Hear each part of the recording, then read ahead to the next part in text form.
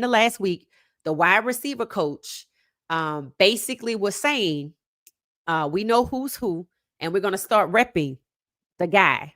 So what you see on the screen is the list of people that Coach Prime went to his coaches and said, send me that guy. So we're getting ready to go over the list because I was saying, I was surprised by some people.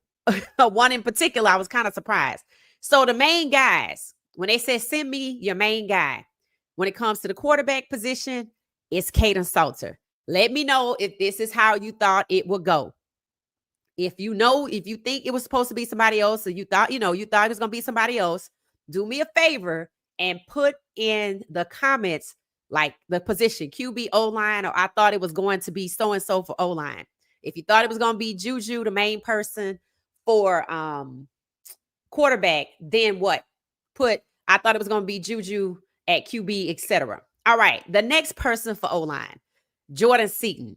I don't think that's a surprise, but I would have liked to see Xavier Hill on here. So I kind of wanted a depth chart, I guess. I wanted the main guy and the +1. In other words, I kind of want to see, in addition to the main guy, who else can we depend on? Maybe we'll get there. 17 days, guys. 17 days. If you thought it was going to be somebody else on the O-line, comment, I thought it would be somebody else. I was looking for Tyler Brown. Is he still on the team? I didn't. I thought he wore 53, but I could be wrong.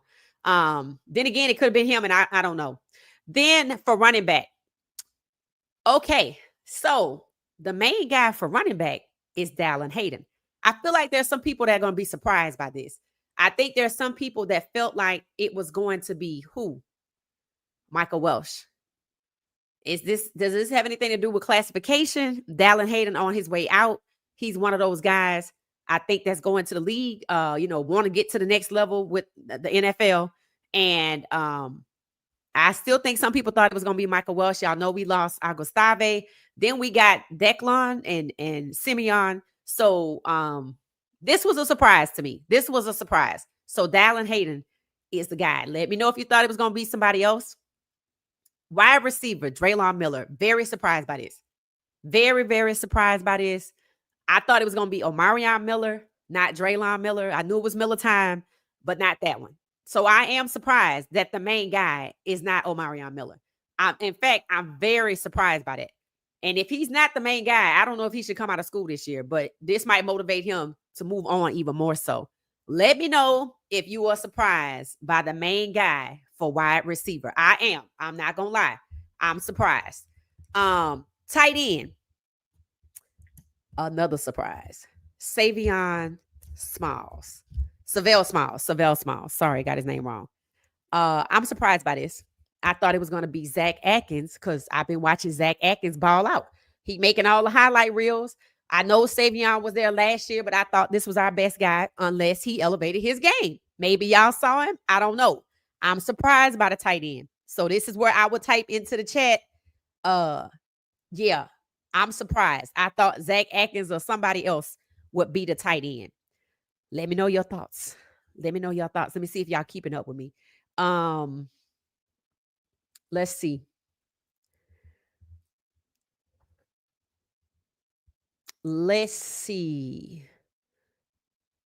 I think K-Salt is starting. Okay. All right. It has to be K-Salt. I love Juju, but it's not a good idea to start a freshman who's only 17. I agree with that. I agree with that. To be honest, I like Juju. I think he's a baller. I think he's going to be our future. Again, I said it. I think, was it yesterday or day before when we were talking about the Buffs? The last time we were talking about the Buffs, I said, we have 3 quarterbacks that I know of. Ponder, Juju, and Caden. And Caden is on the way out. So that leaves Juju and Ponder, because I think Ryan Staub might be on his way out too. And if we don't play Ponder, I think we're going to lose him. And I was reading through the comments after the live, and I saw what somebody agreed. They're like, yeah, we're gonna lose Ponder 9 times out of 10. We're gonna lose Ponder. So I agree with Willie. I think that I think Salter's the guy. All right, so let's see who else we have in here. Let's see who else we have in here. We have edge rusher, Arden Walker. Okay. I'm looking for Keaton Wade. I think we kind of leave him out. Isn't he an edge rusher? He's the dog. And I don't know. I don't hear much about him. I saw him today because I was watching the meeting and he was sitting right there on the front row. But then again, it's a lot of things happening. So I don't know, but I'm not gonna say I was surprised by this, but I really felt like, is this a classification thing? Because I think Arden Walker is on the way out too. I could be wrong, but I think he might be because he came from Missouri. So he's been with us 2 years already, I think. Maybe I'm wrong. Maybe it's only 1 year. And then there's Reginald Hughes, the linebacker. Reggie Hughes. Is that the same as Reginald Hughes or is that a different person? If that's the guy that put the hit on Michael Welsh, then I get it. And then defensive back DJ McKinney. Okay, so this is where the disagreement comes in at. There were people, we were talking about the bus last time, who said they thought we were talking about the Heisman contenders. That's what it was. We were talking about the Heisman contenders, and we're going to go back on this list and see who's on it that we talked about. DJ McKinney versus Preston Hodge. Now, I remember people in the comments saying what? That Preston Hodge, they thought was better than DJ McKinney. I said DJ McKinney get all the looks. We ended up with about 6 people based on classification of senior. But then when we got to you could add freshmen, sophomores, I think we got to like 10 people. I think we got to like about 10 people. It said, Omarion Miller is the main guy, but they are trying to send him to the NFL. Draylon has at least 2 more years so he can help with the culture of the young kids like Q6 and Farrakhan. That's great. So you don't think it should have been Omarion Miller on this list as the main guy? That's what I was thinking. And you said they're trying to send him to the league. What you mean they trying to send him? It said, is Smiles ready for being a top tight end? I don't know. I don't. When I see the highlights, I see number 85. That's how much I see him. I knew his number. I knew we had an Atkins, and I figured out it was him real quick. He's good. I don't see how Savell Smiles. I just don't remember him being that good last year. I know we didn't have a lot of tight end play. I know, I get it. But still, when we did, I just didn't really, see a whole lot. Now, I'm not trying to, disparage anybody, but I really felt like this should be Zach Atkins. And we're going to need to be very careful. See, one thing, when you put your business on the internet, other people start watching. And when they see that maybe you have Atkins and he should be the guy and you're underutilizing him for somebody because of seniority who's on the way out the door, you're going to lose that person.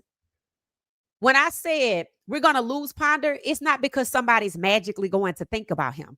We put all our business on Front Street every day. There's the plus and a minus to that. The people that they see that are good that you don't talk about, that's not getting the shine, that's how they know who to poach. They knew Isaiah Agustave was good because they watched our video. I said it. Georgia Tech is watching this video. Of course they are. I'm not going to just study film at school. I'm going to sit down and watch these videos. We're going to all huddle together somewhere playing our PS5. Hey, turn on the bus. Let's see. Because we got all our business on Front Street. I'm not mad at it, but it's a two-sided sword. You can't just put certain people out there and y'all on video every day. And then conversations like ours happen. I thought Zach Atkins was going to be that guy. Hey, they're not using him. See if you could get him. That's how that's going to go. Hey, they got 3 quarterbacks. They got this guy named Dominic Ponder. He is good. And they embroiled with Juju and Caden. So they going to underutilize him. Let's get him. Tell me I'm wrong. Tell me I'm wrong. Tell me I'm wrong. All schools pay their players now. So if all D1 schools are paying their players some way, shape, or form, or Power 5 or somebody, they could leave your school and go get paid at another school for the same amount of money, maybe plus some additional endorsements. We got to be careful. We know it's not a depth chart, AV. We know. And it said, yes, Arden Walker is on his way out and Hughes is the same person. Okay, that was Preston Hodge that hit Michael Welsh. Oh, number 4. Did he change numbers? Preston Hines changed from like something to something else, 23, 28 to 4 or something. But anyway, that's him. Okay, I thought that was Hughes. All right. So that was Hughes, or you said Preston Hodge that hit Michael Welsh. That was crazy. Okay. Okay. Yes, we know it's not a depth chart. We're talking about who we thought the main guy should be. We got it. We got it. It says, oh yeah, Ponda is gone after this year. What you mean? He getting poached or he moving on to graduation or something? It said, yes, he changed it. Okay, so Preston House changed his number. I'm like, I know I'm not, It said making space for a loaded wide receiver room. And Omarion already said that he's entering the draft. Oh, okay. Okay. All right. I still thought he would be the main guy, though. I guess I'm shocked. And remember, I heard the wide receiver coach say, we know who the guy is. We're gonna start repping the people, that we see, who, and this is the first step towards that. And if you're just not joining us, we're looking at the buffs. Coach Prime asked his coach to send in the main guy, to pick out the main guy. So this is not a depth chart. This is the main guy. So we're talking about the surprises of the people on the additions or the omissions from the list. Like, for instance, I'm not surprised that Caden Salter is QB. We talked about it, right? We love Juju. He's going to be there next year. He probably going to get some playing time this year. And Caden is on his way out. Jordan Seaton is not a surprise. If it was a depth chart, I expect to see I expect to see Xavier Hill on here. But they play different positions. So I think Xavier Hill is the main guy at his position, I guess. But this is just O-line. Running back, Dallin Hayden. I think people thought it would be Michael Welsh. Draylon Miller was a surprise. So what a surprise is kind of really, really started. Running back, wide receiver, tight end. Are y'all really surprised by Arden Walker? No. I think I was. I mean, I'm not. I would like to see more of Keaton Wade because he's a dog. I remember watching him play, and I was like, oh, it's good he redshirt last year, so he could come back next year. But again, like they say, Arden Walker on his way out probably too. All right, let's go to defensive line. Amari McNeil. Is anybody surprised by this? I don't think so. I feel like he inherited the defensive line. Number 88. That's what I remember him wearing. And Reggie Hughes, the linebacker. He's good. He's good. Not surprised by that. And then DJ McKinney. I kind of maybe knew it would be DJ McKinney, but Preston Hodge is a dog. But McKinney is the main guy. And then of course the kicker, Alejandro Mata. So Mata's the kicker. So nobody's surprised by the kicker. I think Mate was there today. Mate was there, I think, today. I saw him with the reddish hair. He was out there today. Hey, Jerry, how you doing? It said, plus, I think Draylon Miller is more mature than his age suggests. And clearly, Jay Phil agrees. Interesting. That could be why he's the guy. Coach Prime said he looks for leadership consistently. And I know he was talking about the quarterback position, but I'm sure he feels that way about wide receivers. So thank you for that, Willie. Hey, Mia, how you doing? It said maybe there are the leaders versus the dogs. Yeah, I wonder if they're going to do that this year. It could be. Maybe all these people get the leader patch and the dog patch. Maybe that's what this is about. Could be. Hey, how you doing? How you doing, Jungle Brother? All right. So let's take a look at this list from a perspective of what we talked about the last time we talked about the Buffs. Who was on our Heisman contender list? Let's see who made the main guy. Yep, Caden Salter. Yep, Jordan Seaton. Was Dallin Hayden a contender for the Heisman? I don't remember if anybody said him. Draylon Miller, I think he was in there. I think y'all had him in there. He just wasn't a senior, but he made the list once the underclassmen were considered. Xavier Smiles was not on the list. I don't even know if we said anybody else for a tight end. Maybe not, because we knew Atkins was a freshman. We just probably didn't go back to it. Again, I thought Atkins would be the guy. Arden Walker, we didn't mention him, but I think he probably got a nod from the Shrine Bowl. And we didn't mention Amari McNeil or Reggie Hughes. We did mention DJ McKinney. So there's Draylon. I'm going to count Draylon. 1, 2, 3, 4, 5. So that's 5 that we have as contenders. And out of the list that we have, this was pared down to 5. So if you weren't on, we came up with like 10 people yesterday. So with the main guy list coming out, we really have 5. And if you take the upperclassmen only, it's Caden and who else is Caden? DJ McKinney. That's 2. Mm, I think Dallin. Well, he wasn't on the list. I think it's only 2. If we take just the seniors, let's just say if we go with seniors, if they got to narrow it down, like we'll just take the guys on the way out. Kaden Salter and DJ McKinney, because Omarion is not on the list. And Mata. So that's 3. Mata. Because Mata, I think Mata's good. I hope he can be considered for the Heisman. I don't know. I'm assuming they consider all positions. We talked about that. So really, there's 3 Heisman contenders. And I said this earlier. Mata gave Coach Swayze recognition. Mata has reportedly increased his kicking range from about 45 to 55. 55. Yeah, I know there's a guy in the pro kicking 70, but that's not a lot of people. That's pretty good. 55 yards. That's pretty good. What do y'all think about that? What do you think about the range that Mata has now? 55 yards. What's the impact? You think before maybe he was limited to the NFL, like that's not enough, especially when we got somebody kicking 70. That might become the new norm. Might take a while, but people might get there. Like kind of like the NBA going from the 2-point shot to the 3-point shot. It takes a while, but they got there. Hell, I didn't know the WNBA had a 4-point line. I had no idea. In the All-Star game, but I don't know if they even have it in a regular game, but apparently it exists. So things change, right? Evolution. So what do you think about what's the impact for Mata to go from about 45 to 55? Do you think it increases his chances of getting drafted to the NFL? Let me know your thoughts. That's a real question. It said Preston Hodge is a dog, but DJ McKinney has more leadership skills than Preston. And he's more articulate and media savvy. So Willie, are you saying that Preston Hodge is shy? Is that what I'm picking up on? Are you saying he's shy and, DJ is more outspoken, outgoing? Let me know. It said Mata can only get the Lou. There's a specific award. Okay, thank you for the clarity, Jungle Brother. Mata can only get the Lou Groza Award for best kicker. Oh, I hope he get it. I hope he's the best kicker in the Big 12 for sure.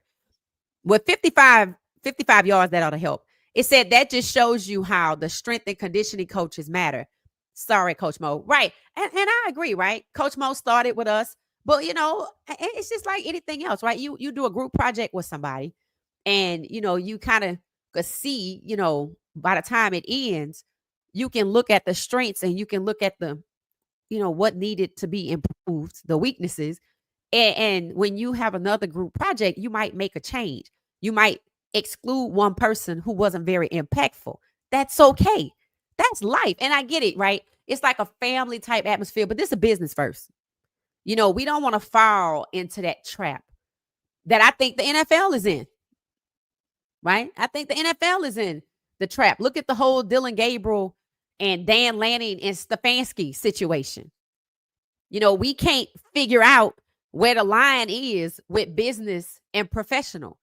If Shedeur is being held back because Dan Lanning don't like Coach Prime, it could be. So we don't want to get into that. Coach Prime runs a tight ship from what I could see, a professional one. And, I don't have video of it. They were cussing, so it's kind of good I didn't share it, but I loved it.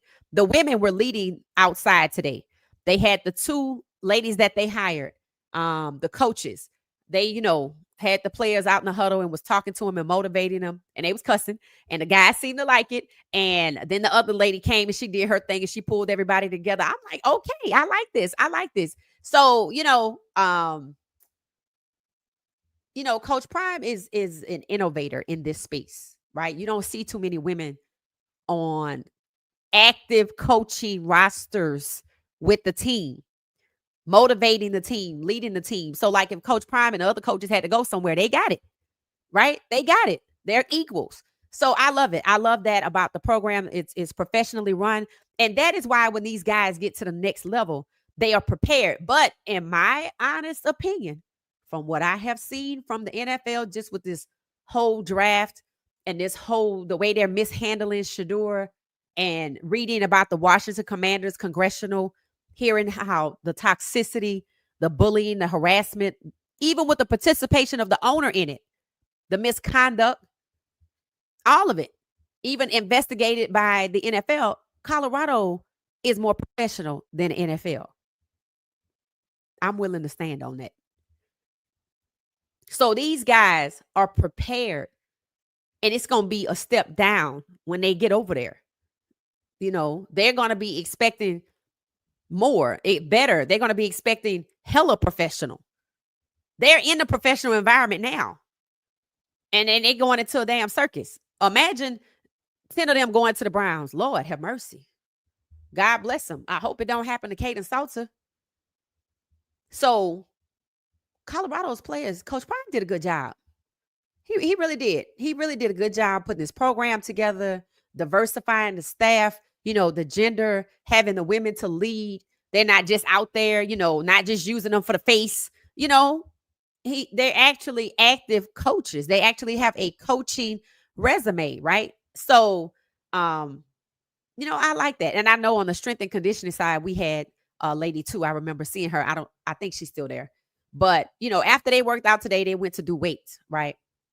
So, the guys are ready. I think they're ready for the game. I think with coming up with the main guy list, it puts in the mindset of who we going to see out there, right? We know we going to see more people than what we see, but we see who the leaders are. We see who the dogs are. That's what this is. Who just said that? Somebody that said, is this the L and the D's? It could be. I think they very well could go with this. And I would like to see more leaders rather than two. I would rather like to see everybody that's a main guy, whether it's Mata, Amari McNeil, Draylon Miller, with either the L or the D patch. You can decide which one they get, but I would like to see more of them. It just gives more responsibility to more people to keep everybody honest. I love Mata kicking consistently from 55. Plus, he has lost weight and gotten in much better condition. Yeah, because he was a little getting there too. It's funny how the guys are in such better shape. And he even said it, honestly. He said it's Coach Swayze. I was like, wow. I would have never thought that. But yeah, that's what he said. Swayze is worth every dollar it took to get him from Miami. They fired him, I think. I think he was gone already. That's what I meant by, are they crazy? Again, hiring your friends, letting go talent to bring in your sister's brother's husband, cousin. Because that's what I think happened. That's what I think happened. Why would you let somebody go that has had 35 first round picks because of their strength and conditioning that NFL players come back to consistently? Consistently. That's insane. You don't let that person go other than, I don't know you. I want to pick my own staff. That's what it was. So good for us.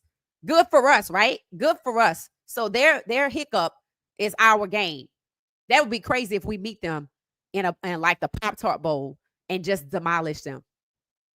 That would just be so good. That would just be retribution. So I wanted to play them in the Pop-Tart Bowl last year because of Cam Ward and Shedeur, but we didn't get that opportunity. So maybe next year. Maybe next year. But yeah, it will be good if it happens and we win. It said, yes, that's why you don't see Preston doing interviews like that. Yeah, you can't be shy.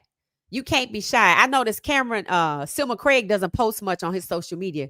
He did when they were training. See, you gotta, you can't force people into that if they don't like it. But if this is your business, if you have a brand, you're gonna want to get that.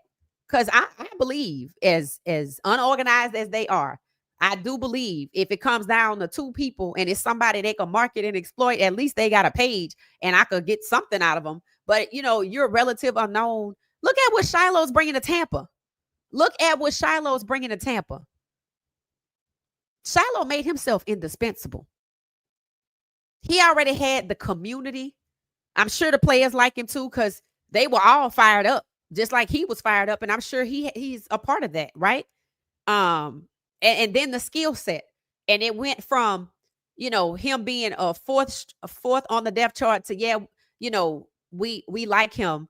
He has a good skill, but we don't have enough space. And I was like, how is it he on the depth chart, but you don't have space? And then it went to, oh, he made it to the fourth string, right? And then he goes out here and he balls out. The whole unit balls out. And that was the priority for the head coach. And he looking at his OC and they standing there, making eyes with each other like, we got this. This is what we wanted. We got it. He made himself indispensable. And at the game, they kept showing him. I hope they took that as a sign is you might want to keep him on your squad and not the practice squad. He too good for that.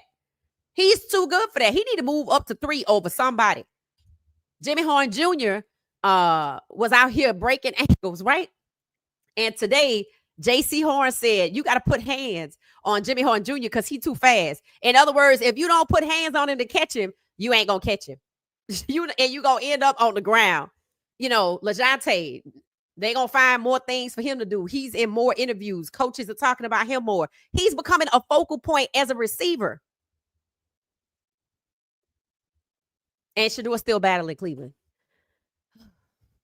But he looked good. And we all going to watch the game on Saturday, 1 p.m. Eastern. People going to stop doing what they're doing. They could be in a restaurant. They're going to be on their phone or something. We're watching this game. And we really don't care what Cleveland do because we know they're not going to do the right thing. We just going to watch God part the Red Sea for Shedeur because that's what's getting ready to happen. So one way or the other, the Red Sea will part. So, we got some good guys on the squad. We got 3 seniors that could be contenders. We got 2 underclassmen on this list. So that's a total of 5 just from, the guys. But these are the names that we should be hearing on the field. I still say, and I need somebody to tell me now. I got to go back and look. I still feel like Zach Atkins should have been the guy. But maybe, looking at clips, maybe we don't know. I hope they didn't do this because he was here last year. I hope they're not doing that because we're going to lose the other guy, right? We don't want to do that. So we should be hearing Arden Walker's name. I feel like I should hear Keaton Wade's name. Amari McNeil. I think we might see, what's his name? London Merritt, right? And remember the other guy, Carday? I haven't heard much about him. These are the names we'll be hearing. I think we'll be hearing Hughes for sure. And the hit that Preston Hodge put on Micah, we're going to be hearing Preston Hodge's name, but there's other names we'll hear. We're going to hear the hurdler, Declan, and then the other guy, Simeon Price. We're gonna hit him too. I think they're going to rotate at the running back position. So, again, when we look at what they show us in practice, I don't really see much from the running back every now and then. I've seen the tight end, Zach Atkins, quite a bit. We see the receivers all of the time. I see the secondary every now and then. Lately, it was the O-line versus the D-line. They've been having some races. Jordan Seaton was in the last race. Jordan Seaton is a franchise guy. He just is. He got another nod from the Lombardi Award or something like that. A Lombardi watch list or something. He got that today. So the accolades are coming in. We don't care about the unranked. We care about beating Georgia Tech. And if Caden Salter is the main guy right now, that's clearly who's going to start, right? I don't know if there needs to be a formal announcement at this point. I feel like Caden is the quarterback. I think if the game goes well, we're not behind. Caden doing a wonderful job. It's just a dogfight. I think it's going to be Caden. I don't think they're going to disrupt his rhythm. But if the game is up, if it's a UCF type game where they expect us to lose, but we come in and put a BTA on them towards the end, the score is comfortable. We got a 2-touchdown, maybe 3-touchdown lead or whatever. I think we're going to see Juju. I think that's how it's going to go. If that's the case, I would like to see Ponder. I'm just going to put it out there. I think if we have a comfortable lead, 2 touchdowns and a field goal or something, we can see Juju for a drive or 2, and we should be able to see Kate and what's his name? Ponder for a drive or 2. Now, I think Ryan Staub is still somewhere around there. So, but we got to get these guys on the field. And to me, that's when you do it. When the score is up and it's comfortable. That's just what I think. I don't think we're going to do the whole red zone offense, especially if we're not a safety net of the score. And I do think a lot of the newcomers will be nervous. They not used to playing under these kind of lights. So it's gonna take them a game or two to get comfortable. So I think Caden is definitely gonna lead the effort, and he excited. He's excited. They asked the players. I think I posted it on IG. It said, "Who is the freakiest player on the team?" And of course, it was like a teaser. It meant in terms of gameplay, like, and I think they were saying like, "Oh, Marion Miller." Players that are like playmakers. That's really what they meant. But it was just, I think it was DMVR. They were on campus asking the guys about that. So they're doing a lot of in-person, quick little, what's your area code type things, asking who the best players are, the who the playmakers are. I think Omarion Miller is a playmaker. I do. I think he's a playmaker. I think Zach Atkins is a playmaker. I think Keaton Wade is a playmaker. I think Xavier Hill is a playmaker. I think whoever it was a playmaker. I'm gonna give both of those guys, Simeon and Declan. I think that's his name. Those two. So you notice there's a difference between the main guy and a playmaker. See, the person that's the playmaker, like a Preston Hodge, it speaks to what I think Willie said. He might be shy, so he's not going to be considered the leader. But when he get out on that field, he's the playmaker. See, that's two different designations right there, right? He's the playmaker. So maybe he gets the D on defense. And I do kind of feel like Preston Hodge and DJ McKinney are the leaders of the secondary. Let me know your thoughts. Let's see. It said, Jungle Brother, yes, if Mata's range is up to 55 yards, he definitely can make an NFL team. Good, good. That's good. Coach Bryant really took care of Mata. Like, really helped to develop him, bring him along. Like, that says so much. That says so much. In my opinion, Coach Mo should have stayed and learned from Swayze, but his ego couldn't handle it. I bet those two ladies appreciated facts, right? Because whatever it is he's doing is what you want to learn. I said he should trademark Body by Swayze, but I don't know what it is he's doing for Mata. Maybe it's the same thing. Maybe his strength and conditioning is that much better that he got by 10 yards different now. That's amazing, right? That's just like Daryl Colbert Jr. and his quarterback.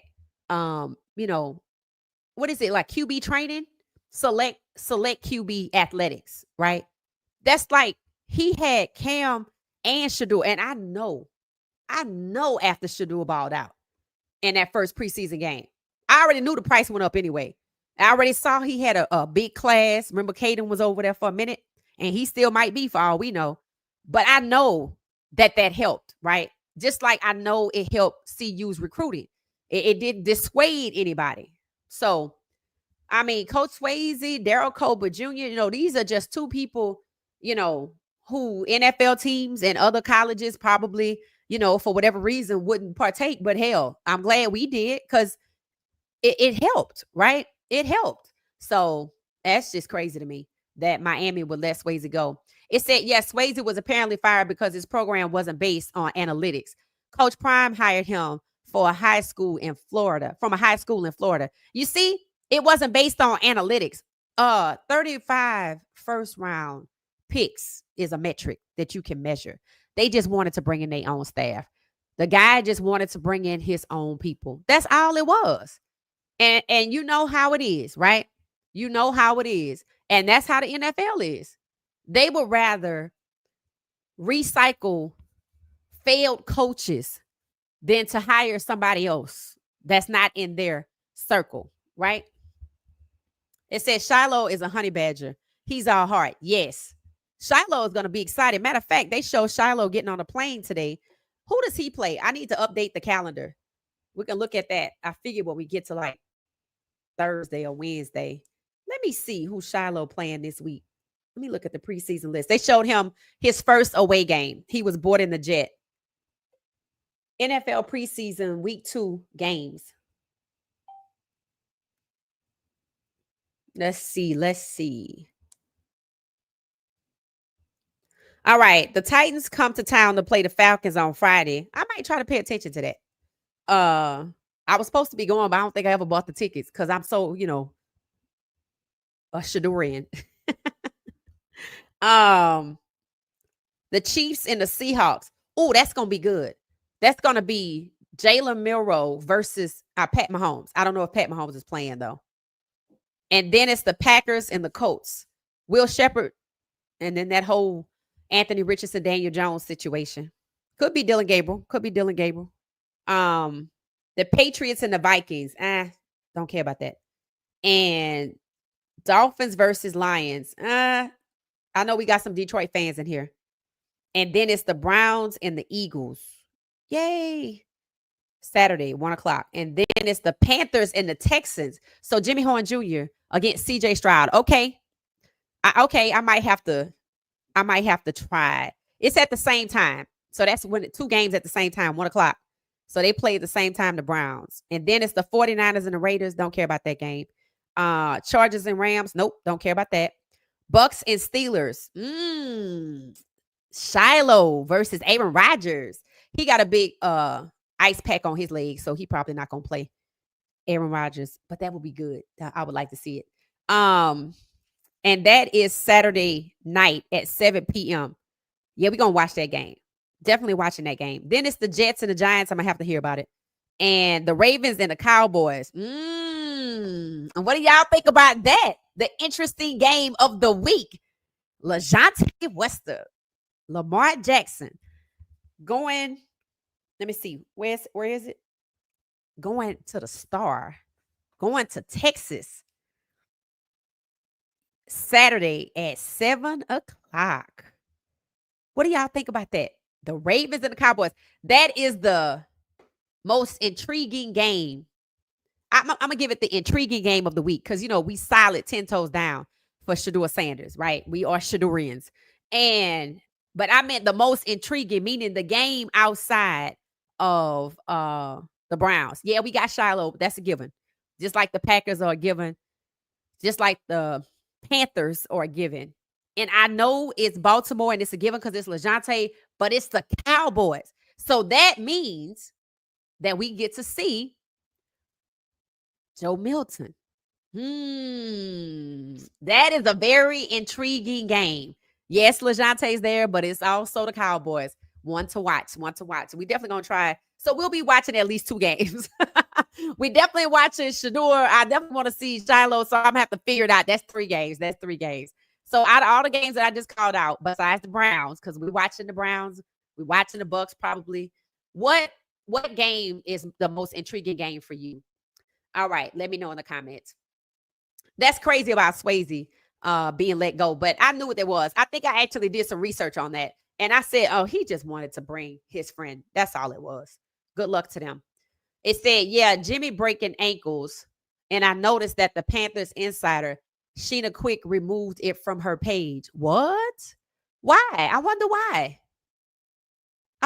Because he was doing good. Interesting. Cardi be getting manhandled in practice, but he's a freshman. So that's expected. Simeon, the hurdler, is number 26, and Declan Taylor is 20. Okay. So Simeon is 26, and Declan Taylor is 20. Okay. Declan is the little fast one. Okay. The one that won the race. Okay. I think I'm going to get it now. I'm going to have to say it a couple of times. Thank you for that, Willie. It says, I think Ryan Staub is sticking around because he wants to be a coach. Oh, okay. I can see it. They said, one of the players that I thought would make it to the league last year. Oh, what was his name? He's a coach somewhere. He was interviewed on Locked On Buffs. Damn. Big Dog Chico did an interview with his parents. Remember how he used to have the parents? And I think he was one of the 4 that went in the first year, but he must have been 2 of the ones that didn't stay in the NFL. I might have to think of his name. It might come to me.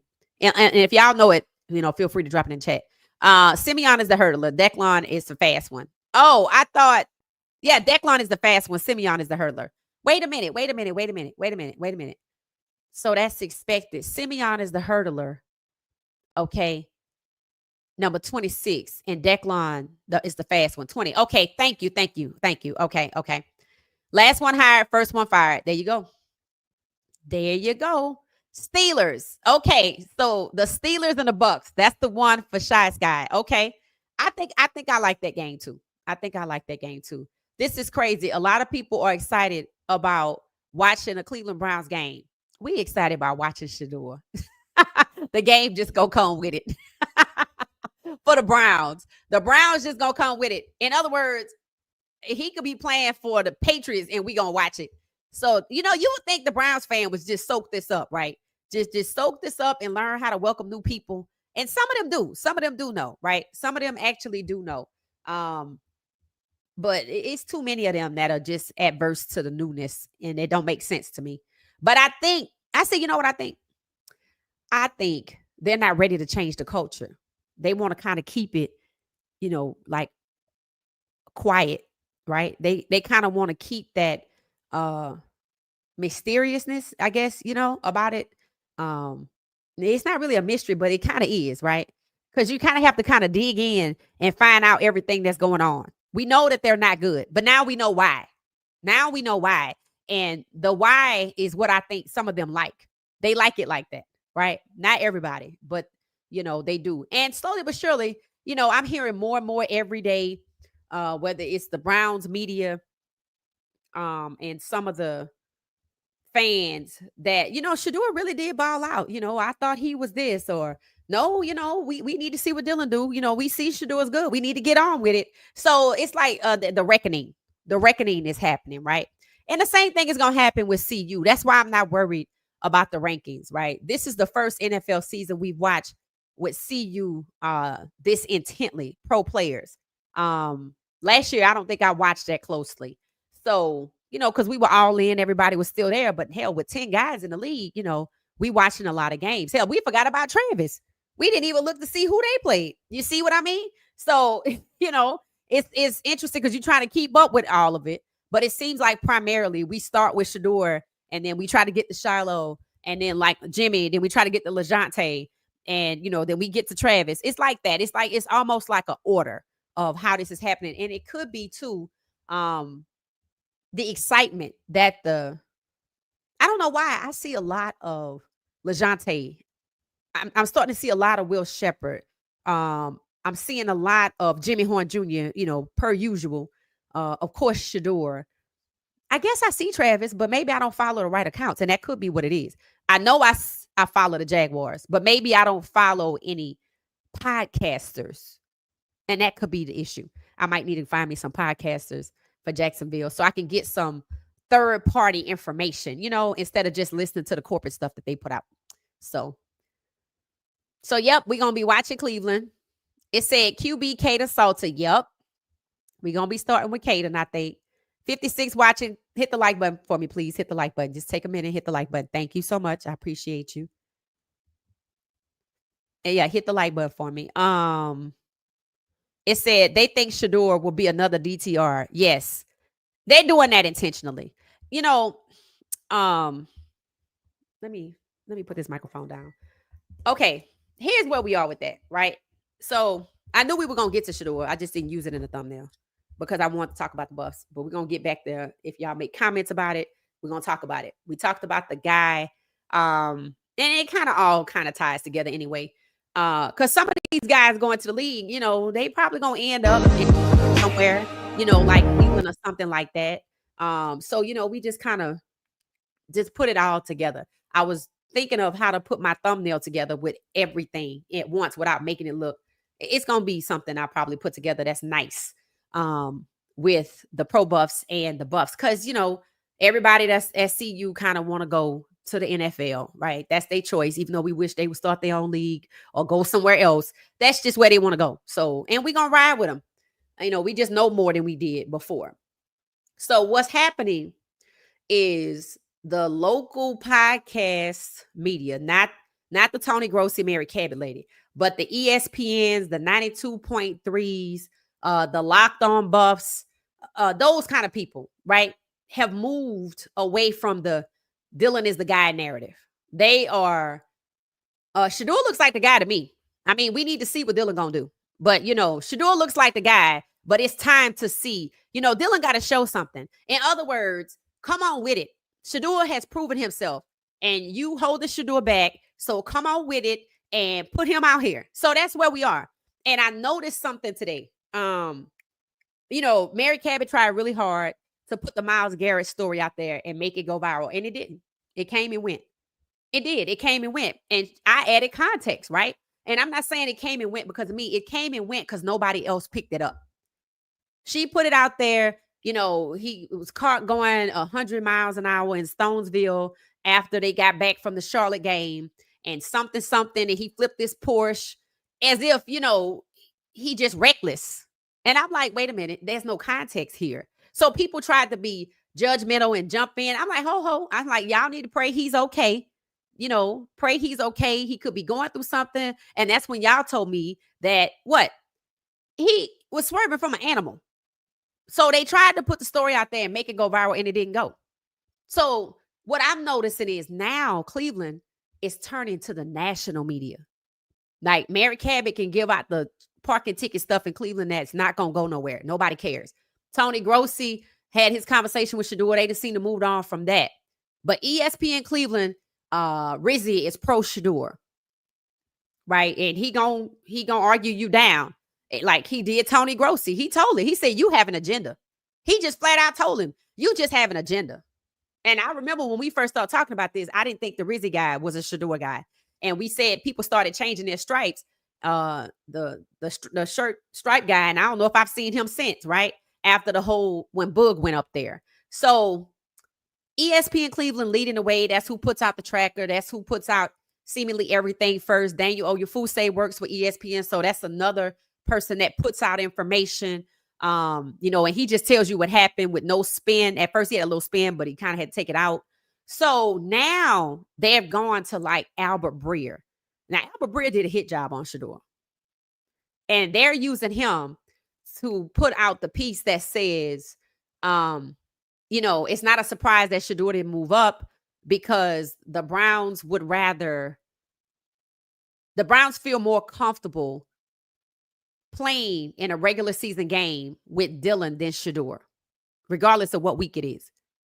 I'm like, that's a darn lie. I'm like, all y'all trying to do is get his trade stock back up because you ruined it. Tell me I'm wrong. They put Dylan out there, made him look horrible. Nobody wants him. What do I want him for? You want to talk about Shedeur? I'll take him from you. And they don't want to let Shedeur go because he's an asset. So they using Albert Breer to basically say, let me tell you what the Browns are thinking. They'd rather play in a regular season with Dylan than Shedeur. Why? Dylan has shown you nothing. That is what you call propaganda. And then another podcaster came along and people started chewing him up, or another page, a channel, whatever came along. They start chewing him up because apparently he was pro Shedeur, but now he's talking about, are you really surprised that Dylan is still ahead of Shedeur and he was a 5th round pick? And oh Lord, they just went in. When I see people going in, I just keep it pushing. There's nothing for me to say if the crowd is already on it, right? If nobody's saying anything, then I'll add something. But I said, okay, I see what's happening. I'm like, they're all starting to parrot the same narrative. Shedeur is not the guy, however ugly you want to say it, right? And what Shy Sky is saying and the person college bound is saying is true. See, they want to discount preseason. And the excuse is, well, we had DTR and he was good in the preseason. Again, Shedeur has to prove everything. Dylan is not expected to prove anything. He's a 3rd round pick, right? So he needs to prove himself because being a 3rd round pick is not a prize. Being a 3rd round pick is not a prize. Most of our players were expected to go 3rd round. That's what they call mid-round. When you're a mid-round pick, nobody's expecting you to start. They're expecting you to probably be a backup or a 3rd string. Backups are really the second round.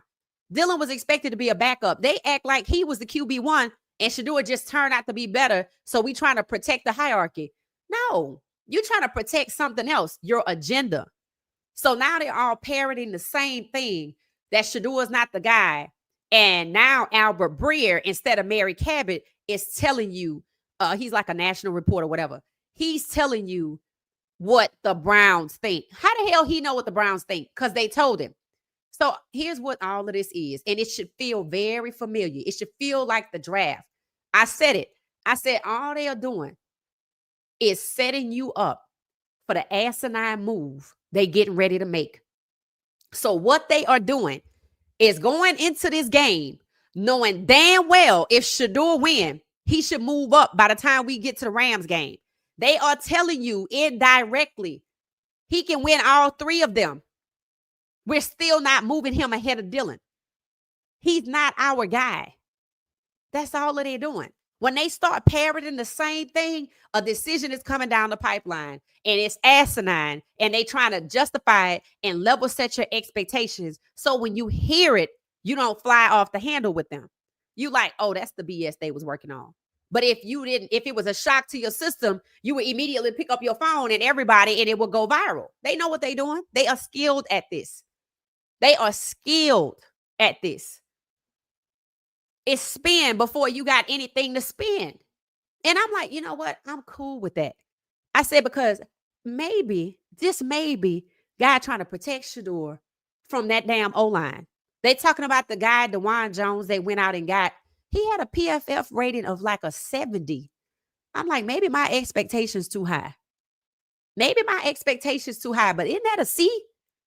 I expect you to go get somebody in the 80s. You want to celebrate a C plus or a C minus. Oh, he's really good. I'm like, I already saw number 74. I'm like, I'm going to be keeping my eye on number 74. He need to be cut from the team, but they probably going to give him a raise. And I said, if he doesn't get to play, it's for his own safety. I mean, if I've already seen Stefanski set him up at 4-1 to get sacked, which means he could get hurt because he was playing with the first team, right? Bigger bodies. They know what they're doing. And what did I say? I said, I don't 100% believe at this moment that the Carolina Panthers want to actually hurt Shedeur. But if they did, they would have. I don't think the Philadelphia Eagles want to either. But that don't mean Stefanski is going to protect Shedeur by calling responsible plays. People think Dylan is going to start the game, and they think that Shedeur is going to close it out. I think Shedeur might start the game. Dylan might play a little bit, and the other guy, Huntley, might close it out. I think they're going to take Dylan out if he don't look good, so Huntley's on standby. That's what I think. That's really what I think. I don't think they're going to leave him out there to just look to get trashed, because you know what's going to happen if he don't look good. I think, maybe instead of coming in with the 30 reps and the 50 reps and the 30, 30, 30, I think it's going to be Huntley on a standby situation if Dylan looks bad. That's really what I think, because they don't want Shedeur to look better than Dylan, so they're not going to leave Dylan out there to look bad. And they already did it in training camp, and I know they got their coattails pulled, which is why they have to be careful with him. Why you don't have to be careful with Shedeur?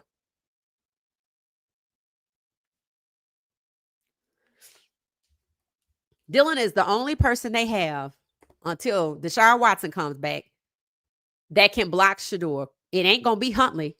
Even though when they first got to Carolina, they were giving Huntley a lot of reps and people called them on it. And that's when you couldn't see their practice no more. People say the practices in Philly are more impactful than the game. I'm like, excuse me? Talking about they learn more about the player doing practice. Why? Because we can't see. So Cleveland's still doing a hit job on Shedeur. Now they're trying to get the national media to do it because the national media been standing on the Browns' head, basically calling them clowns, saying Shedeur is the best QB1. They need somebody to start pushing back so that when they don't move Shedeur up and they don't play him in the regular season because they feel more comfortable with Dylan, they think we're not going to say nothing. If I got to get a megaphone, that's what I'm going to do. They basically trying to say, well, we told y'all we're not going to play Shedeur. They want to move forward with Dylan, and they're not even taking it in consideration what the hell he going to look like. That's crazy. It's like they so hell bent on holding Shedeur back. They just gonna throw Dylan in the fire regardless if he ready or not. They just act like they know he gonna look good when we saw him not look good. That means that Philadelphia must be playing with the twos and the threes because that's what Dylan and Shedeur finally evened up and played with. It's supposed to be an audition for all of the players that are out there, including Dylan, including Shedeur, including Huntley.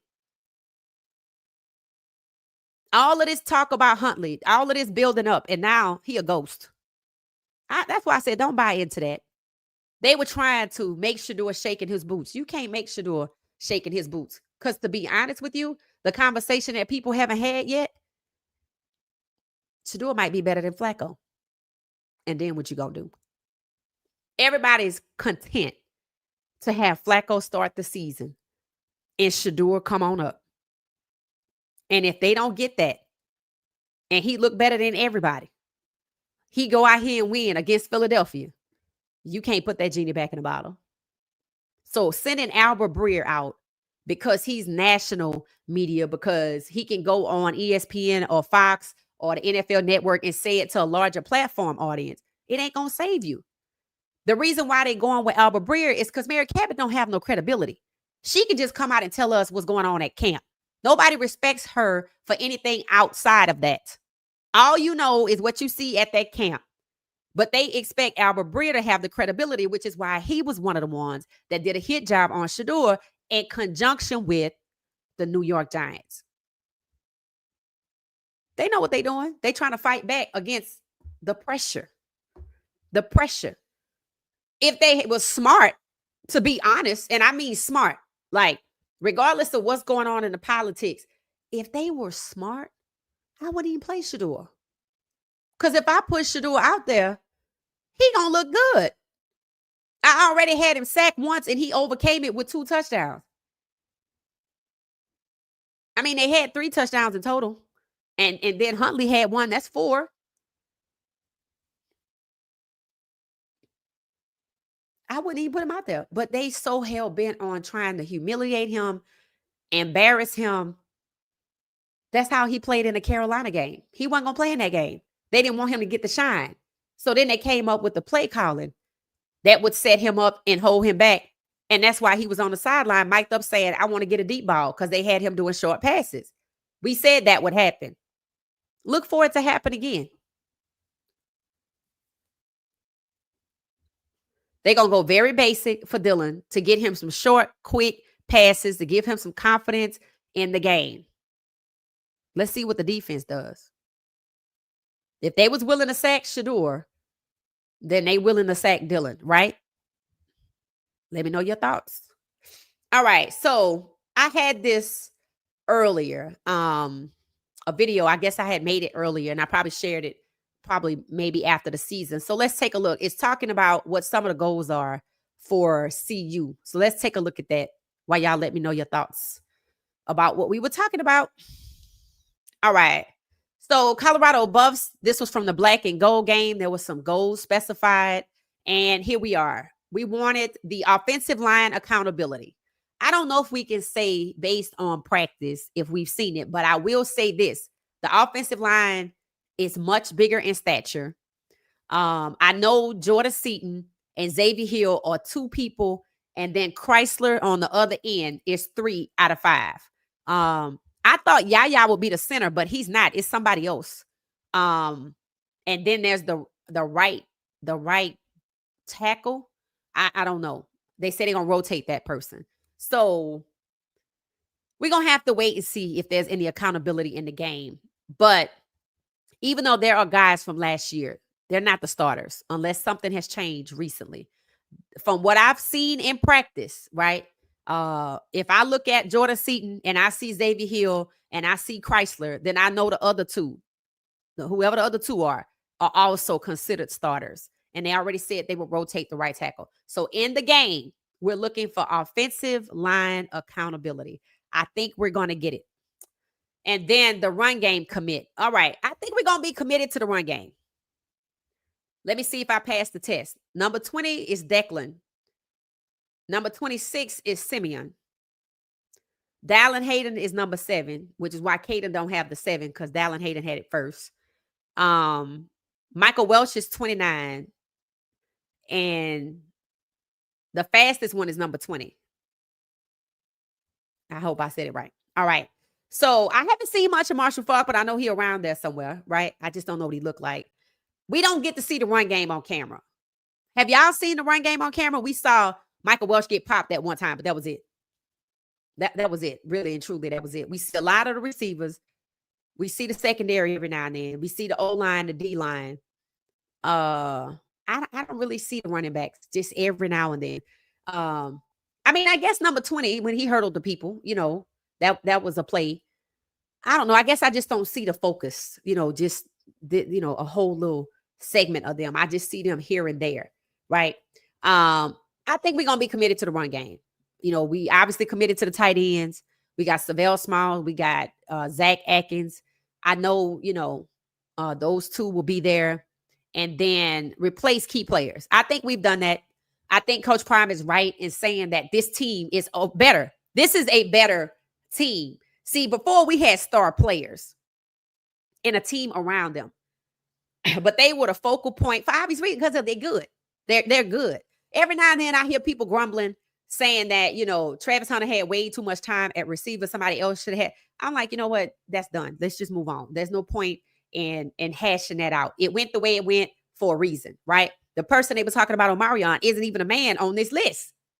I expect him to be a playmaker, but he's not even the main person on this list. So maybe it went that way for a reason. And I do remember when they came back, Omarion was throwing up in the trash can. So I don't know. And people were like, why are you throwing up? You've been here too long, right? So, who knows what's really, the deal. But, I think we did a good job with replacing, 16 guys, 20 guys that left. 10 are in the league. About 15 or 14 made it to the league with the training camps and the mini camps and this, that, and the other, but it narrowed down to 10, which is good. And they get in looks. Shiloh, LaJonte, Will Shepherd, Jimmy Horn Jr., Shedeur, Travis, BJ Green, Zay Weaver, what's his name? Derek McClendon. See, all their names are starting to resonate and roll off easily. I saw more footage for Zay Weaver today. I was like, okay. So I saw more footage for him. Hopefully we'll see more about D-Mac. They said he's balling out. So hopefully we'll see him more too. Right. And then quiet Cameron Silver Craig. But BJ Green is making some noise over there too.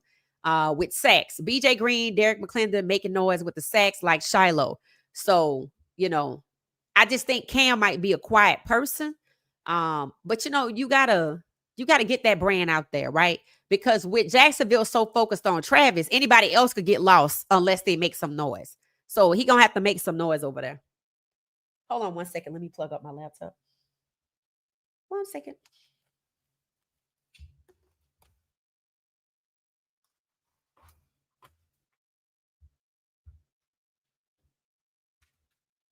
So, I think that,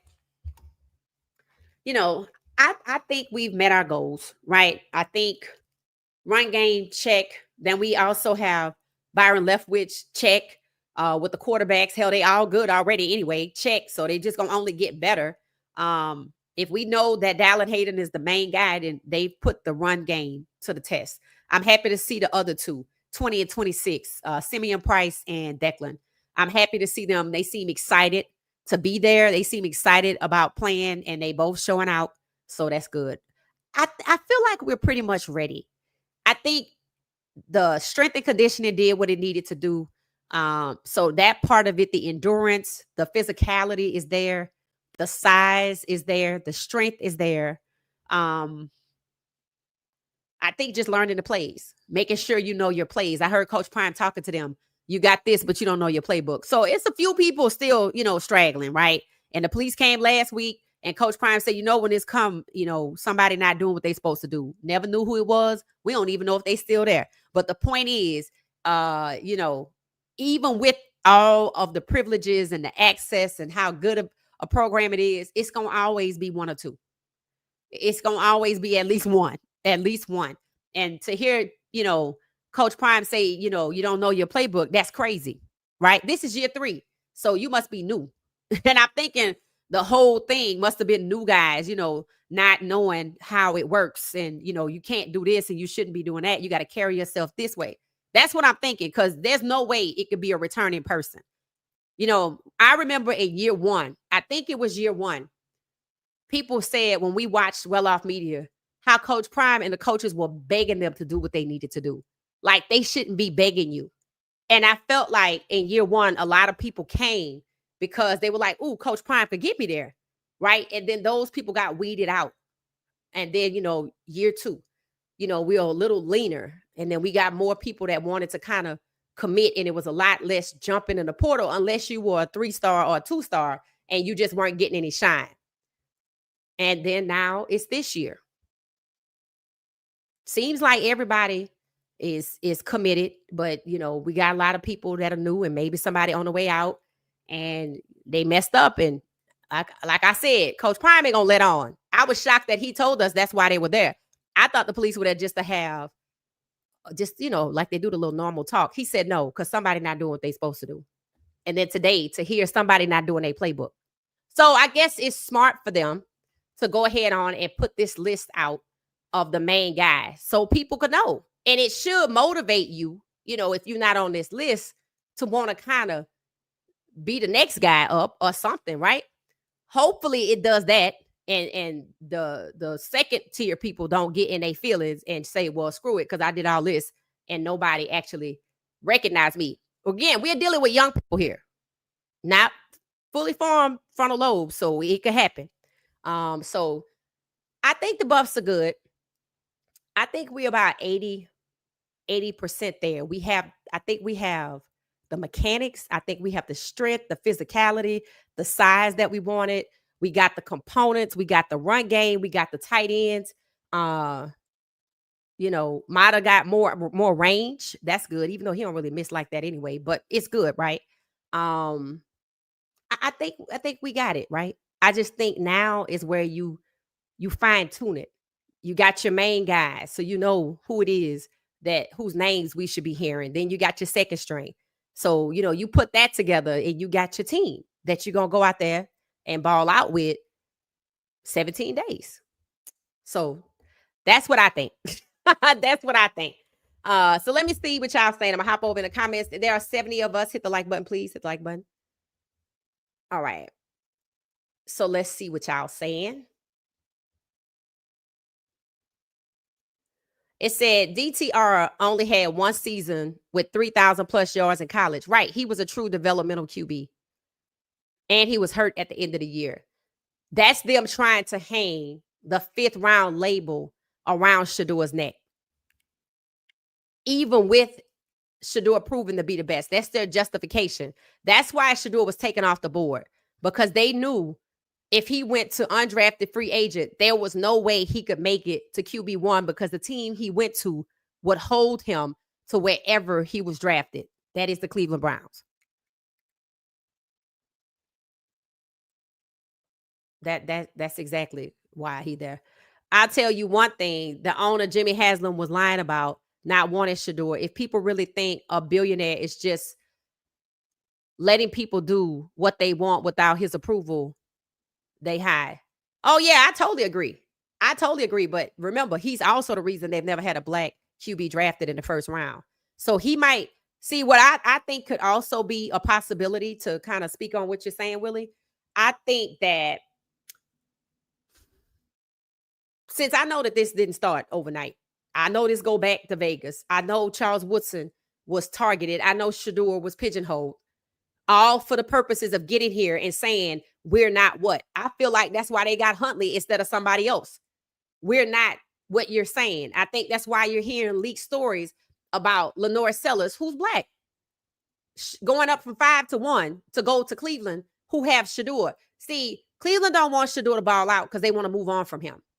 They don't want to keep him. They want to go get somebody else. They know he's not scared.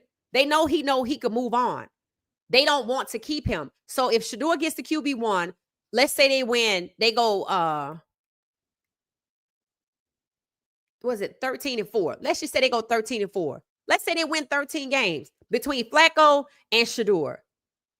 Are you really gonna sign Flacco for another year and he gonna be 41? Are you really gonna trade your franchise QB that you don't want to go get a guy that's not proven in the draft? That's what they want to do.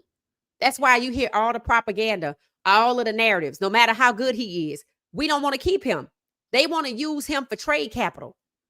They know he's an asset. But I don't want you. I want to go get with the first pick. If Lenore Sellers is first pick, are you going to get him? Because Shedeur was the second. You don't trade the second pick for the first. That's stupid. That's ridiculous. You don't get rid of a proven QB you can win with for a fantasy. I don't know how Lenore Sellers is going to play next year. He might be hurt by the time the draft come out. It's funny how none of the other QBs are pigeonholed to them.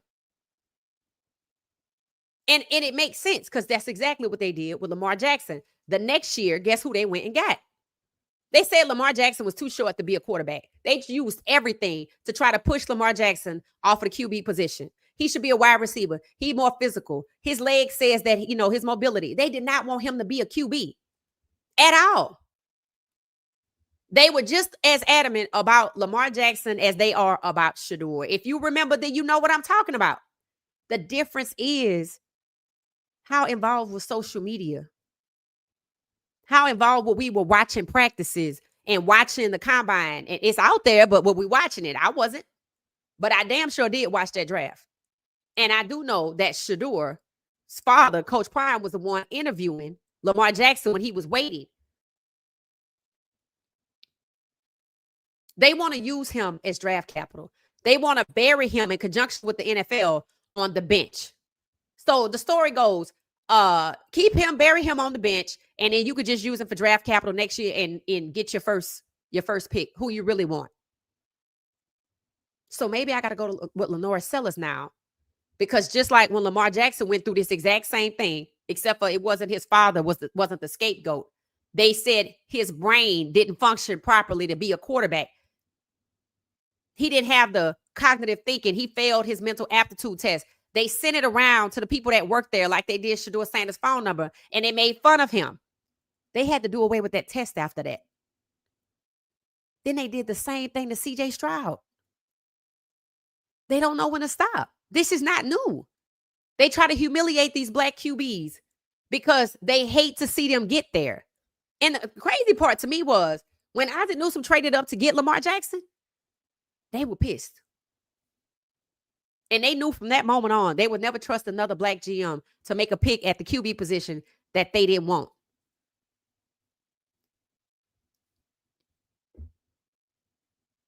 That's why they were so hard on Mike Tomlin. That's why they were telling Mike Tomlin, who's not a GM, but apparently he had the ability to pick for his team, and they couldn't change it up with Shedeur. So they were telling him things to make him move off of it, and he did, and it worked. They want to use Shedeur as draft capital. They know he's an asset, but they don't want him to ball out for them. That should be obvious. It's irrational, but it's true. That's really what it is. And the NFL, that's what they want too. The NFL did not go through everything it went through, even though it was exposed, to hold Shedeur back just to let him get to the front of the line. Shedeur is black. Culture-wise, he liked black women. His father would know if they jerking him around, but he ain't saying nothing. He let Shedeur handle his own business. He got 3 million fans, so we can't do what we want to do. They pissed off we had to take him because, we already was going to be done with you, but we had to take him. But we making it known. I don't give a damn what you do. So that's why they're using DTR. DTR is a true 5th round pick. Again, comparing Shedeur Sanders to DTR, to Tom Brady, and Dan Orlovsky in terms of the draft selection and what round they went in. DTR was never a 1st round projected draft pick. And they want people to forget that Shedeur is. But when you watch him play, you can't.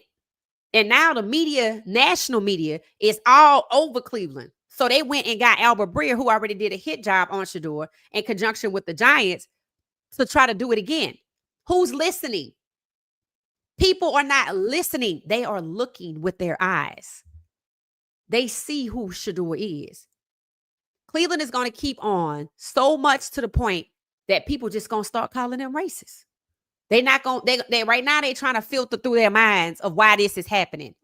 You can't say it's his dad no more because he's not there. So you take that off the list.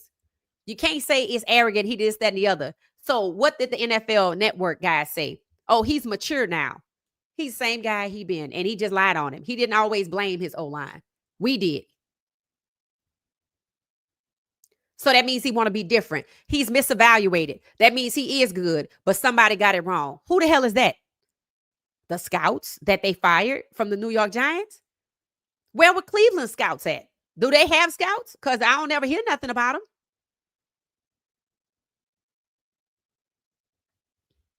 They're preparing you for them not to play Shedeur. The only other possibility is they know they're going to play Shedeur because what did Andrew Berry say? What did Andrew Berry say? Shedeur going to outproduce his draft stock. See, that one sentence right there lets you know that they knew and they know he's not a 5th round pick. So everything else is a dog and pony show to intentionally hold him back, to inflict emotional damage on him. I'm doing this to hurt you just like they did in the draft. Why? You was going to get me a number 2. We was cool. What did I do to you? Nothing. Stefanski's doing the owner's bidding. Albert Breer is doing the owner's bidding. Nobody's listening to Mary Cabot say, nobody cares about anything she got to say outside of Myles Garrett getting a speeding ticket, and that didn't even go viral. People get their news from other people. Daniel Oyefuse, because he just tell you what happened. ESPN Cleveland, they put out the tracker. You got this other one that put out the PFS lift, dog, DAWG pound or something. They coming on pretty good for Cleveland. They're kind of politely holding Cleveland accountable. Maybe they knew and don't know how to do it. That's why I say all of these guys coming out of CU next year must think what happened to Shedeur and Jimmy and LeJounte was a fluke. Did they not make the connection? Do you not see how they balling out? Yes, it's a great thing, but they already knew who these guys were. Remember, Shedeur Sanders had an elite wide receiver core. Nobody could justify how it is his elite wide receiver core end up in the NFL, but he is trash. That means they just lied. They lied pre-draft. Now they're lying in Cleveland because it's important. They're doing the same thing in Cleveland that they did in the draft. We're trying to humiliate you by saying you're not good. They're not trying to persuade another team that he's not good. Another team can't get him if they want him. That's why we said Jerry Jones is the only one because of his rank and his power in the league, because of the richest owner, the valuation of the team. You don't hear nobody calling for Shedeur. Collusion.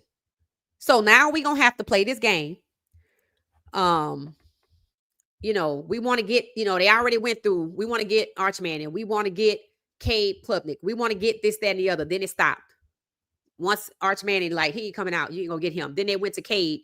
I never heard Nussmeier or whatever, because I think he's supposed to be going to the Saints.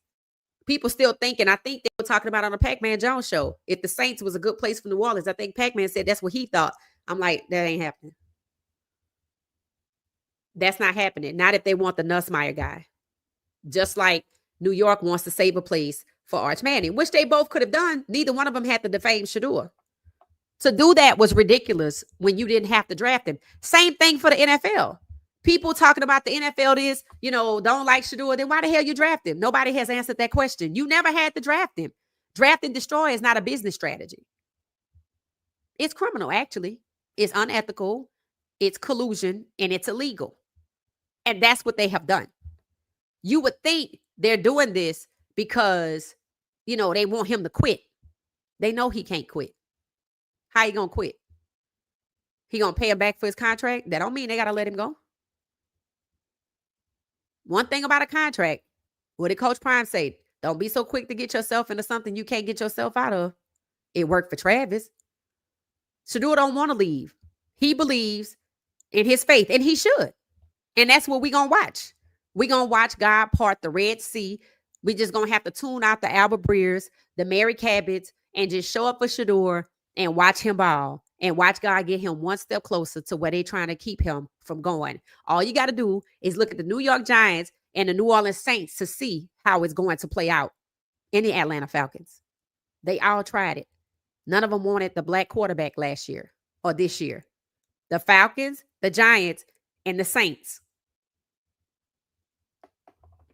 Today, they just called Cam Ward the franchise QB because, he called out one of his wide receivers and say they were working out lazily. They told me, this is your franchise QB, ladies and gentlemen. I'm like, good. Is he still competing for the number one overall QB1 spot? Because if so, it's just lip service.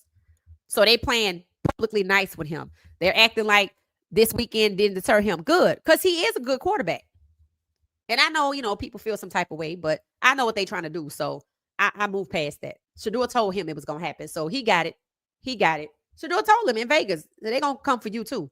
And did. The Falcons, the Saints, and the Giants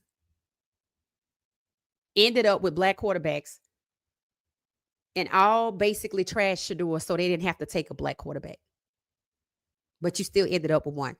Russell Wilson, Michael Penix Jr. Michael Penix Jr. is the bona fide starter. Even Kirk Cousins was upset about it, but there's nothing he could do. His contract's so top heavy, he couldn't even leave. I guess it says something about being overpaid, huh? You don't have a lot of options. You're just going to have to be there. It can work. I can collude with you. I can collude against you. So he's right there. Michael Penix Jr. not feeling any pressure with Kirk Cousins behind him. In a way, it's kind of good. It played out the way it did, right? Because what did Michael Penix Jr. see? People was like, he can learn from Kirk Cousins. I'm like, learn what? No, he can't. And he didn't. I tuned out. We went to one game. I was like, okay, I came here for Michael Penix Jr. And I tuned them out after that. Never went back. Didn't care. And don't even want to look. I might peek now since they playing the Titans. Because Michael is out there playing. But they tried it. It's going to end the same way in Cleveland. You didn't want Shedeur. And you might not have Shedeur. But you probably going to have to end up with a black quarterback that you didn't think was going to be your starter. Maybe it is Lenore Sellers. Maybe they think they're going to ruin him too. They probably think, okay, Flacco, thank you for your services. Kenny Pickett, thank you for your services. Dylan, you did good. Come on in here and be our QB1. And then we're going to get this guy at number one, pay him $50 million guaranteed by then. And we're going to make him sit behind Dylan. And we're going to trade Shedeur for another first-round pick next year. So they know he's an asset. They know he's going to outproduce his draft stock. They don't want him to lead them to victory. They want it to be Dylan. So why the hell would I want it to be Lenore Sellers next year? If I don't want Shedeur this year, why would I want Lenore Sellers next year? What, you think his personality different? Maybe it is. And that's when people going to find out. They've had a lot of people play for them that are black. Like Lenore Sellers. They ain't want them either. It's just going to be a trial and error process. We just going to have to be patient. God clearly wants us to watch this so we can see. And maybe in our personal lives, we do have to kind of have a solid understanding that, we just got to wait on God. That's what Shedeur is doing, and he doing a good job. He need an agent. No, he don't. He not going nowhere. Cleveland is home. He know it's going to be tough, and he willing to put up with it because he gets to play the game he love, and he know he going to ball out. And he know they going to still put him behind the pen, and he's still going to wait on God. And people still going to call him out because that's what we should do. Just because he's waiting on God does not mean we should not hold them accountable. That's what fans do. And if they willing to go get Albert Breer instead of going with old reliable, the pressure is working. So keep it up. Keep it up. So, that's what it is. So yeah, they trying to compare him to DTR because DTR did good in the preseason, but he didn't. So basically, they're using another black quarterback to block Shedeur that played for them. First is Deshaun, now is DTR. He don't even play there no more. He's third on the depth chart in Philly. So he went from Cleveland, where he was second in 2023, to end up being third. And that means in his next team, he gonna be fourth, then they gonna kick him out. Because that's what they do. They just make them journeymen. That's what they did to Geno Smith. But luckily what? Luckily the coach likes him. Because that's why he's in Vegas. So maybe there's a coach out there that likes Shedeur. Maybe it's Philly's coach. Maybe they're like, well, Jalen Hurts going to be moving on. So, we could just go ahead on and get somebody else in a year. There are a lot of people that already know they're going to probably trade him at the draft. We'll just wait. We ain't going to make no noise right now. Let's let him ball out. If he balls out consistently, his draft stock going to go up and they're going to want more for him after they acted like he was nothing. That's just a contradictory that they need to explain. How is he an asset to you that you refuse to trade him, but he's not good enough to play for you? Does that make any sense to y'all? He's an asset, but not enough to play for them. Yeah, Jimmy breaking ankles. And I noticed that the Panthers insider, Sheena Quick, removed it from her page. I don't know why she did that. That's just kind of weird. DTR only had the one season with 3,000 yards. Yep, he's a true fifth-round pick. But they put him out there against Baltimore in the third game. Well, they could have put PJ Walker out there. I will tell you one thing. Haslam was lying about not wanting Shedeur. Haslam don't want Shedeur. He don't. None of them did. The question is, why did they draft him? Because they didn't want him to go somewhere else. They don't want Shedeur. They just want to destroy his career. Because if he goes somewhere else, then they're going to lose. Draft and destroy. I saw you on Twitter talking crazy to Mary Kay. No, you didn't. I didn't say nothing to her. I didn't say nothing to her. I don't say nothing to her. What did I say? Because I don't think I said nothing to her. Nah, I don't think I said nothing to her. I mean, I think she just kind of irrelevant. If so, it might have been an old post, but no, I don't really fool with her like that. She just don't have no credibility. Albert Breer and old big ears, Andrew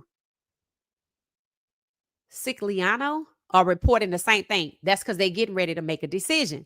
They going to keep, that just means before we go to Philly, we know Shedeur probably going to win, but we don't care. We know Shedeur going to look better than Dylan, but we don't care. When they start parroting the same thing, they're setting you up for some stupid decision. I said the same thing about the Giants in the draft, and it's true. And that's what they're doing now.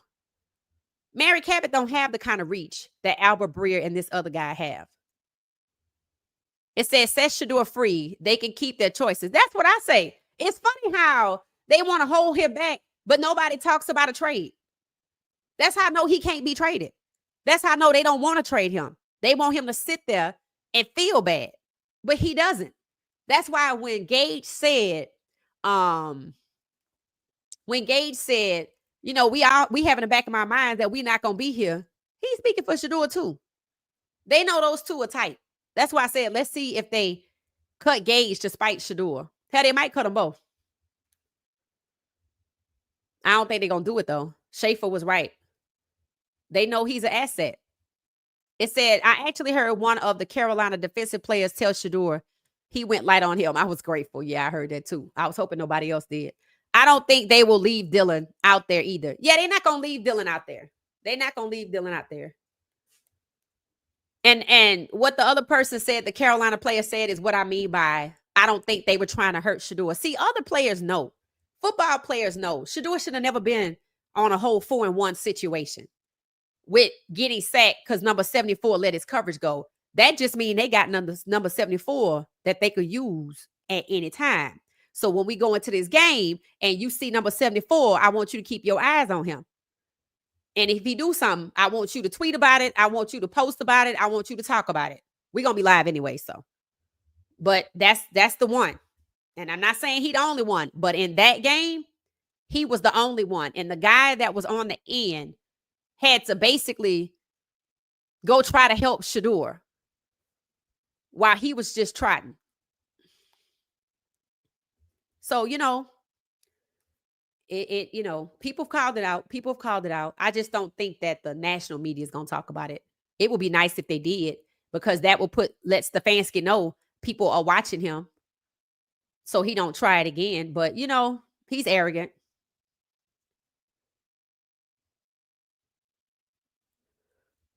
So, yeah, I don't think they're going to leave him there either.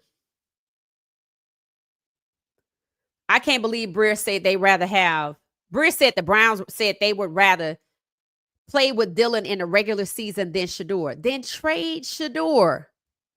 Then trade him. And that's what they not talking about.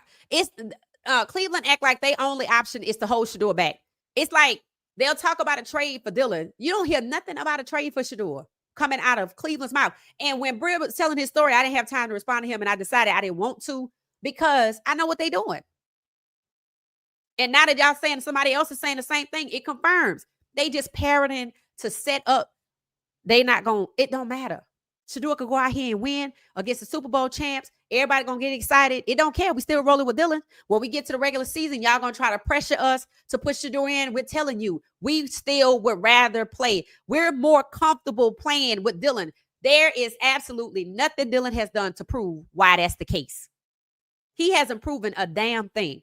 It is up to the fans in Cleveland, who are closer to them than we are, and the media in Cleveland to call them out. And they already kind of starting it. After this game, if Shedeur bypass whatever Stefanski to try to set him up with, because I do believe he did, he either going to try to keep him out the game, or he going to call some suspect plays so he could get injured, or so he could just look bad. Look at how hard they are trying to position somebody who hasn't proven a thing. It's almost like they telling Dillon, you know what? We know you suck, but we still want you in front of Shedeur. That don't make him feel better. That would make me sue your ass. That's what it would make me do. That means you use me. And now that we know that there's a connection between Stefanski and Oregon, that's the college connection that knew about Dillon blocking Shedeur. And I bet he had every damn thing to do with it, because he said he have issues with Coach Prime. It makes sense now. I'm thinking it's somebody at CU because of Shedeur was always getting sacked. But no, this is the guy that knew our playbook, because the guy in year one gave it to him. The guy in year one gave it to him. And I'm pretty sure Cleveland talked to that guy. I'm pretty sure. When they were like, they went back 4 years, which meant they went back to Jackson State. So you trying to tell me you talked to Jackson State? Did they say anything negative? Because you brought it up like they did, but you're not saying that they did. Andrew Berry know what he's doing. I'm not going to say he has stellar communication, but he knows how to play the room. Stefanski is terrible at it. He just uses word salad, as people say. I say he just, talking in circles. But Andrew Berry knows how to toss nuggets out there, by saying, Shedeur was too high to the first round, and we were just going to wait to see how far he fall. And we know he going to outproduce his draft stock, but nothing will be given. He basically told you they treating him like the entitled trope. He told you. Yeah, we know he going to outproduce his draft stock, but we don't care because nothing will be given because he entitled. That means the owners are behind this, which is why Haslam had his little foul, funky mood talking about, he wasn't my pick, thinking he hurting Shedeur. He hurt his own team. This is the owners doing. That's why Shedeur ain't moving. That's why I said it's only Jerry Jones could do it. As much as the Panthers love Shedeur, and they know they need to get rid of Andy Dalton, they know they can't get him either. And they probably told other coaches, don't be complimentary of Shedeur. Because why? Stefanski's not. Stefanski just setting himself up to be fired. They're not firing Haslam. When heads start rolling, Haslam will still have a job until he sits in front of Congress. Or his fans just decide to stay home. One of the two. That deal out there with that stadium need to fall through. That's what need to happen. Dylan is going to start, and I'm glad to give us a chance to see how bad he is. Right, I agree. I don't want him to be bad. I just think he need to prove himself. I think he need to prove himself. I think if Shedeur played 3.5 quarters of 49, 45 snaps or 40 snaps, then that's what Dylan need to go play. If they want to finally start act like they evening it up, then that's what you need to do. Yes, Shedeur got more snaps than Dylan he was supposed to, but they still coming out with this depth chart that shows Shedeur behind Dylan. They know people don't want to see that. That's why they dropped it off before they was off the next day. At the end of the day, that's so cowardly. That's so cowardly. If you bad, then stick your chest out and say it. He don't want people asking him about this at the press conference. Hey, Marlon, how you doing? I agree with you. The pen, what does it say? The play calling will be totally different. That 4th-and-1 call, Dylan Gabriel could have called and ran that play. Yeah, the 4th-and-1 call from Stefanski, that was supposed to be a running back. That was I don't even know if I saw a running back.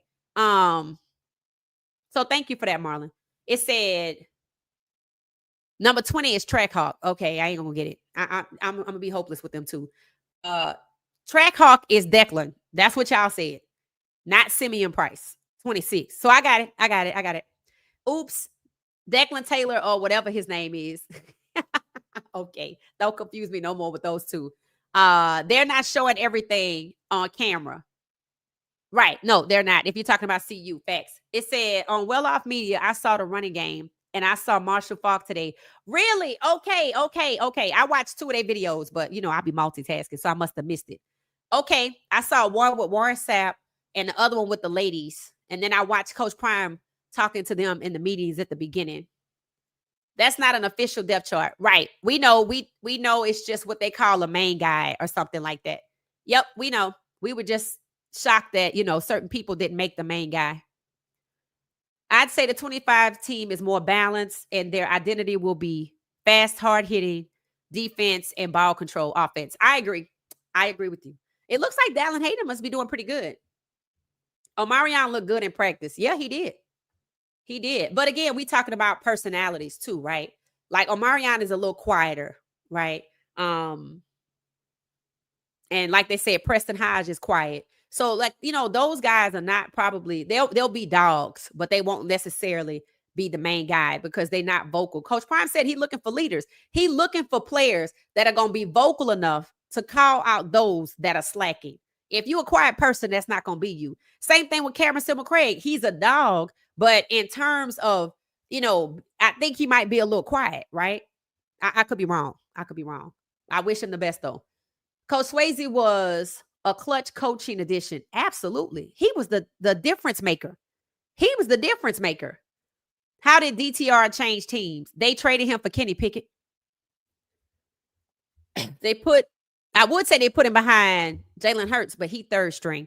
So they just sent him over there for Kenny Pickett. They drafted him, rotated him with 4 other quarterbacks in 23, put him out there against Lamar Jackson.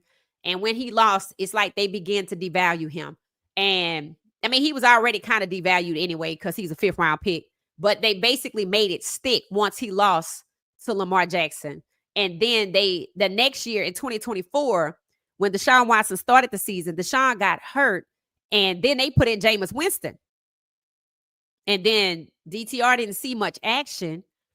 And then he got traded. That's what they want to do to Shedeur. They want to drive home Shedeur as a 5th round pick. And I think I was in the middle of posting to somebody who was trying to make fun of Shedeur. I said, Shedeur is not a 5th round pick. I was like, you don't get to be a 5th round pick because the owners decided to take you off the board and, try to embarrass you. That don't make you a 5th round pick. You're going to hear me say that a lot because that's why he's a 5th round pick. They knew exactly what they were doing. They really want to make a round determine a person's skill set. That's how they weaponize the rounds in the draft. It's not new. That's why Jalen Hurts was a 2nd round pick behind somebody else. And what happened? They got hurt. What's happening in Cleveland? The people in front of Shedeur are getting hurt. If Aaron Rodgers is 40-41 with an ice bag on his leg, Look for Flacco to have one too. When you get older like that, you can't get hit by no 23-year-old like that. DTR is Dorian Thompson Robinson. That's the name of a player that was drafted by Cleveland and traded this offseason for Kenny Pickett to Philadelphia. He's in third string over there. Oh, thank you guys, love. Thank you guys, love. DTR did well in the preseason, but not in a regular season. Can you guess why? They put him in against Baltimore. How you going to make your 5th round pick play against the MVP champ? They set him up. They had 5 QBs on the roster. Why would you put your 5th string player that you had to play the preseason in games you say don't matter in against Lamar Jackson? Come on now. You wanted him to fail so you can move him out the way too. And that's what they did. That's what they do. They put you out there so you can look bad, so they can move you out the way. What you think the 4th and 1 play with Shedeur getting sacked when number 74 blow his coverage was supposed to do? It was supposed to make Shedeur look bad. It didn't. Instead, Kevin Stefanski is being called out, so Mary Cabot is running around. Oh, no, he really helped Shedeur. He didn't help Shedeur do a damn thing. He tried to humiliate Shedeur on that field where cameras couldn't see.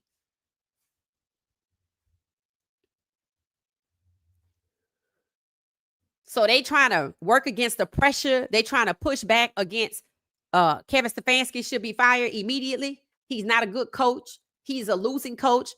He has disdain for Shedeur. He's trying to sabotage Shedeur. They're trying to push back on that. Good luck with that.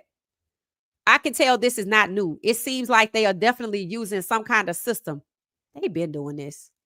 They've been doing this. If you successfully in 1920, when the league started, ban any black players that come along from being a quarterback, it means the quarterback is the most important position. On that interview that I play every now and then with Andrew Berry, I think he says it 3 times. It starts off with, well, you know, the quarterback is the most important position. And in other words, he can't have it. The owner looks at it that a black QB can't lead the team. People, kick Deshaun Watson. Hell, he got injured playing for them. He didn't get injured in an external incident. He got injured playing for them. And look at how many players were recently injured. So was that on Deshaun Watson? No. So you can't say you took a big swing and miss with Deshaun Watson. I ain't sure Deshaun Watson was as injured as he was supposed to be. He was never injured like that in Houston. But everybody in that comes to Cleveland is injured. Hell, Shedeur gonna be next. And we know he don't get injured like that either. Those are 2 players that don't get injured like that. But it happens in Cleveland. That's why I said, they don't ever consider. You don't even hear the media say trade Shedeur. It's making it up to the big podcasters. Pac-Man Jones. Hell yeah, Shedeur should ask for a trade until Schaefer told them why they're not going to trade him. And everybody now sees it. That's why they don't talk about it. They see him as an asset, but they treat him like trash. There's only one reason you would emotionally abuse somebody that way, because you don't like them. You don't want them to be whatever it is that they want to be. But you're holding them hostage and you're trying to torment them. It ain't working. Shedeur's okay. He got friends. He got Gage. And they didn't figure that out. So that's why I said, let's see how petty they going to be. Because, they getting ready to make some cuts. They already been cutting people. But, they got some other cuts to make too. And as good as Gage is with Shedeur, they don't want Shedeur. So I could see them disrupting that. We shall see. And they got to cut somebody. So they actually went and get somebody to cut Huntley. And maybe they just going to leave it at that. And basically, like, we're going to go with all 4 of them. And just like DTR said in 2024, they want to make Shedeur sit. And they got Pickett for DTR. They want to use Shedeur as trade or draft capital. That's just what it is. They don't care about him as a person. And that's where Kevin Stefanski is failing, because as a head coach, you're supposed to be concerned about the well-being of your players. He's actually disrupting or trying to disrupt the well-being of his players, which means he need to be fired. This is the interview. Listen to this. Talk oftentimes about quarterback being the most important position in the sport. We obviously spend a lot of time with Shedeur throughout the process. He's highly accurate, can play well from the pocket. Very productive college career, and we felt like it wasn't necessarily the plan going into the weekend to select 2 quarterbacks, but as we talk about, we do believe in best player available. We do believe in positional value, and we didn't necessarily expect him to be available in the 5th round. Like he was a good, solid prospect at the most important position. We felt like it got to a point where he was probably mispriced, relative to the draft. Really the acquisition cost was pretty light, and it's a guy that we think can outproduce his draft. I've spent a lot of time with Shedeur. We know what he's about. He's coming in here to work just like all of our other coaches. We view him as a highly accurate pocket passer. He does a really good job of protecting the ball. He has enough of the physical characteristics, whether it's arm strength or mobility. Like all young players, there are things to improve. I think probably much has been said about the number of sacks he's taken. Some of that is environment, and some of that is his improvement on his end for sure. But he has probably a little bit more of a, call it retro or classic style of play. Our message to him is really all of this: like, look, you got to come in and work, and you got to come in and compete. Now, he did that, right? He did that, and it still doesn't matter. Now, why would a 5th round QB that can't pick his own jersey be expected to come in to compete? That makes absolutely no sense. I can't pick my jersey number, but I have an opportunity to elevate to number 1. That makes no sense. That means, like you said, I'm going to outproduce my draft stock. That means I'm a usurp Dylan, because you know what I'm about. You know what he can do. He had a productive year. All the positives. The only negative, what they used was the sacks. And what did Kevin Stefanski set Shedeur up with the 4th and 1 play with 74 blowing his coverage? Something that he knew that happened at CU. You think he did that as happenstance? No, he was expecting it to happen. It's not a coincidence number 74 blew his coverage. I'll tell him that to his face. All you got to do is look at the film. Slow it down. You ain't even got to slow it down, but if you slow it down, you ain't got to rewatch it. You can watch it play out, and you see number 74 just letting his guy move on. And you see the other guy realizing it, the left tackle on the outside, so he goes and try to help Shedeur.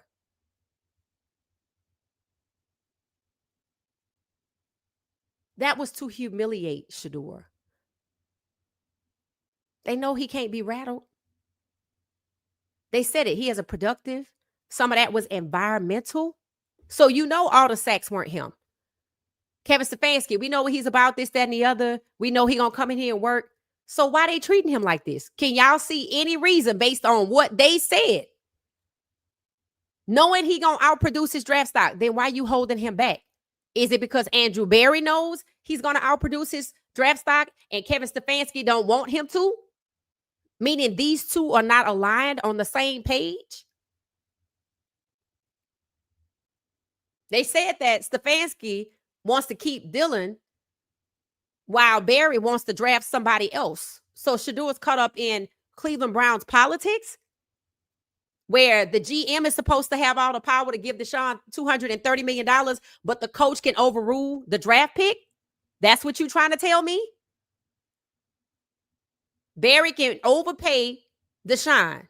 Guaranteed money nobody else has. He can pick Shedeur when the owners say no, and we took him off the board, but he can magically make him appear. And then Stefanski gets to decide who's going to play. To hell with what Berry did. You might have picked him, but I want him. I play golf with his college coach. That's crazy. And who did you see at the end of the game in Shedeur's face? Andrew Berry. So Stefanski is setting Shedeur up to fail, and he succeeds, right? We see Joe Flacco smiling like a proud uncle, right? We see Joe Flacco. He thrilled, like, oh, I'm so happy you made it. I know they was trying to hold you back, but you made it. Like, I've been cheering for you. That's essentially what he looked like. Like, I've been cheering for you. I'm happy you made it. We could do this together. I could get my 13 million in incentives. If you play and I play together, we can win. Maybe all I have to have is a winning season and hit a certain number of yards, which means I play a certain number of games, and I'm going to get my money. And I know, Shedeur, you can make that happen because I know Pickett can't. I know Pickett can't make it happen. So is Shedeur caught up in internal politics? Because at the end of the game, who is this? For real, who is this? This is Andrew Berry. The guy that picked him said he was good, but he was too expensive for the first round, which meant his boss said, we took a big swing and miss with Deshaun Watson. We're not getting him.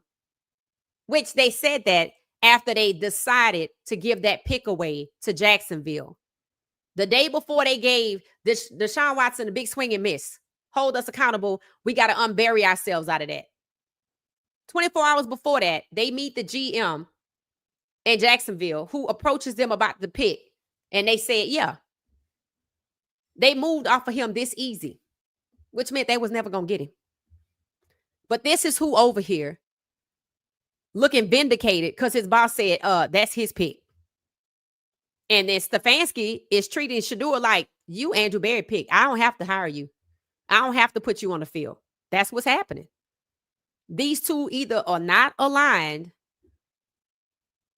or like I said, it's a bigger issue with all 32 owners taking him off the board. And you know what? We didn't do all of that for nothing. You're going to have to hold him back. And they got Stefanski to do it. Berry just happy that he got vindicated because the owner was like, he wasn't my pick, like he not good. He wasn't his pick because he wasn't going to never be his pick. So, you know, that's what it seems like to me. You know, Stefanski was just keeping a straight face. He didn't want Shedeur, and he wanted Dylan, and we know why, the whole Dan Lanning thing. And it's almost like, you know, this is Berry's guy. But it's up to Kevin as to who to play. It's the same Michael Penix Jr., Kirk Cousins, except for the owner went out and got Kirk Cousins, but told the coach, I'm going to let you decide who to play. And the coach wanted to save his job. So he chose the owner's pick. We know Shedeur ain't the owner's pick, so Stefanski is not going to pick him. That's why they fighting so hard for Dylan Gabriel. So Berry don't have no power. And that's how you know he didn't give Deshaun Watson that contract. Berry don't have no power. He don't. He pick who they tell him to pick. Because if he was the one that pre-draft with Shedeur extensively, why he looked so mad at the end?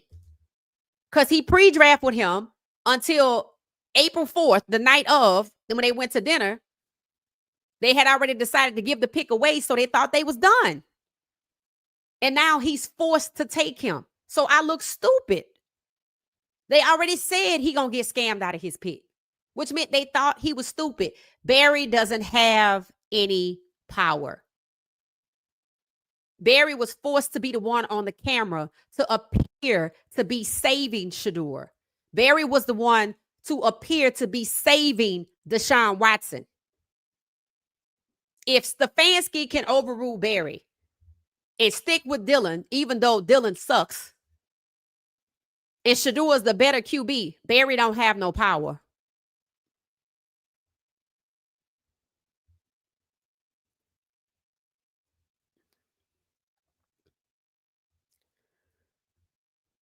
So they running it like this, like Kevin Stefanski is the owner's son-in-law, and he let him do whatever he want to do.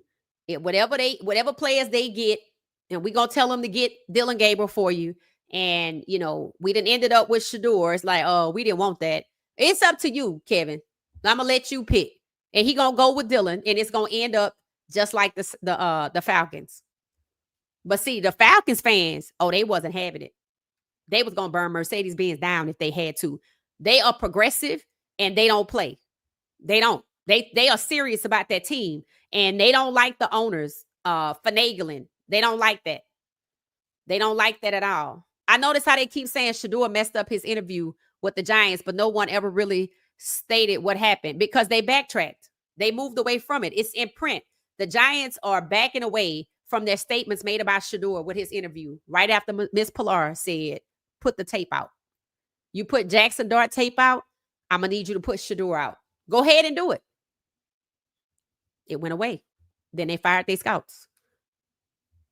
So that's why they moved on. Yep, they are very manipulative. That's facts. It said Jimmy is breaking ankles in his training camp. He is. It said, I hope they know God is real. They do not. They do not. They believe in their own power. Yes, I saw that play. Number 74 was walking like he didn't have a care in the world. Facts. Yep. Dan Lanning, Sean Lewis. Yep. Same thing. Same thing. All them dudes was working together. Oregon was the first game of game 4 in the first year.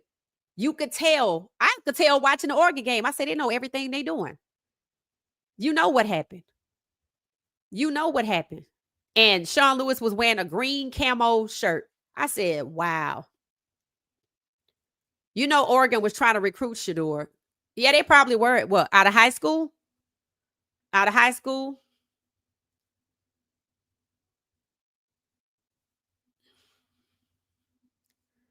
I don't know what he looked like. I never knew what he looked like. So don't be surprised if I don't know what somebody looked like. That is hilarious, Willie. Hey, Sarah, welcome back, welcome back, welcome back. It said Kevin looking worried and Andrew can't sleep at night.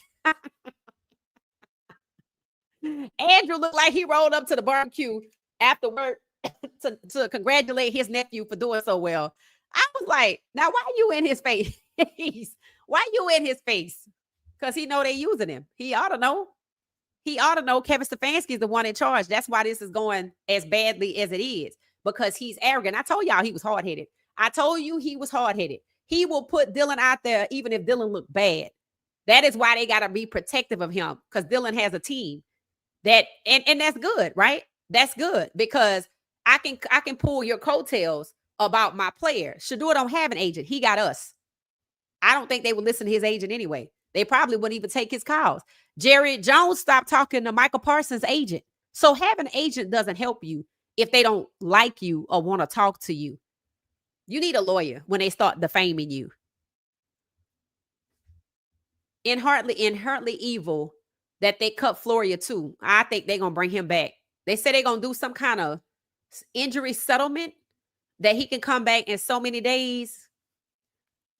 I don't know. I kind of was thinking that they did that because he cleared waivers. It's 24 hours. He cleared waivers, so he could get picked up by somebody else, and he gets a new contract.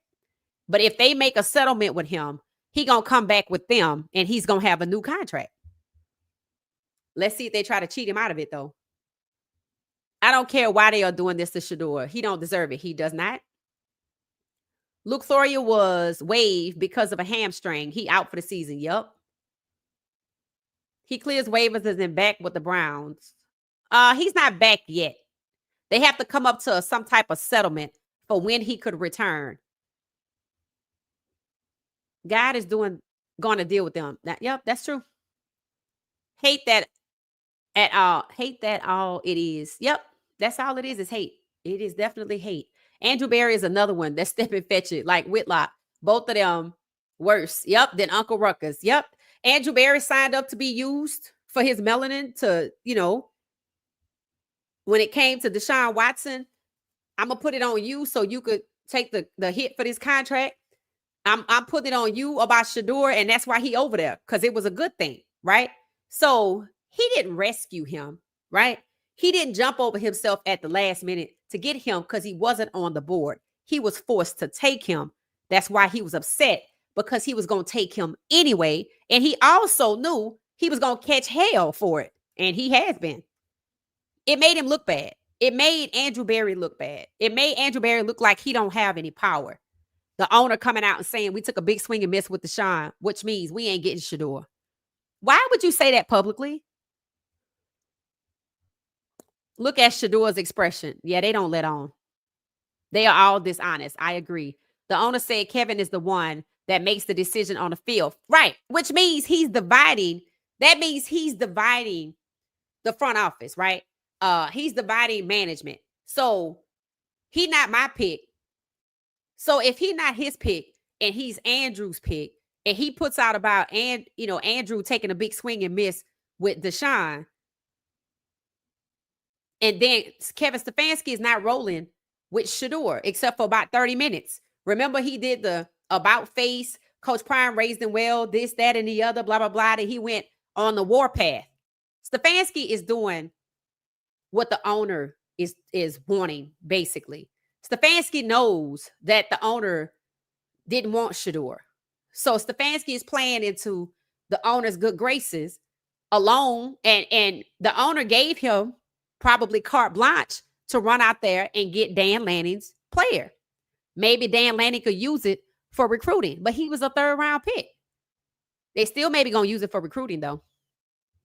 But I don't know. I don't know who want to go to Cleveland.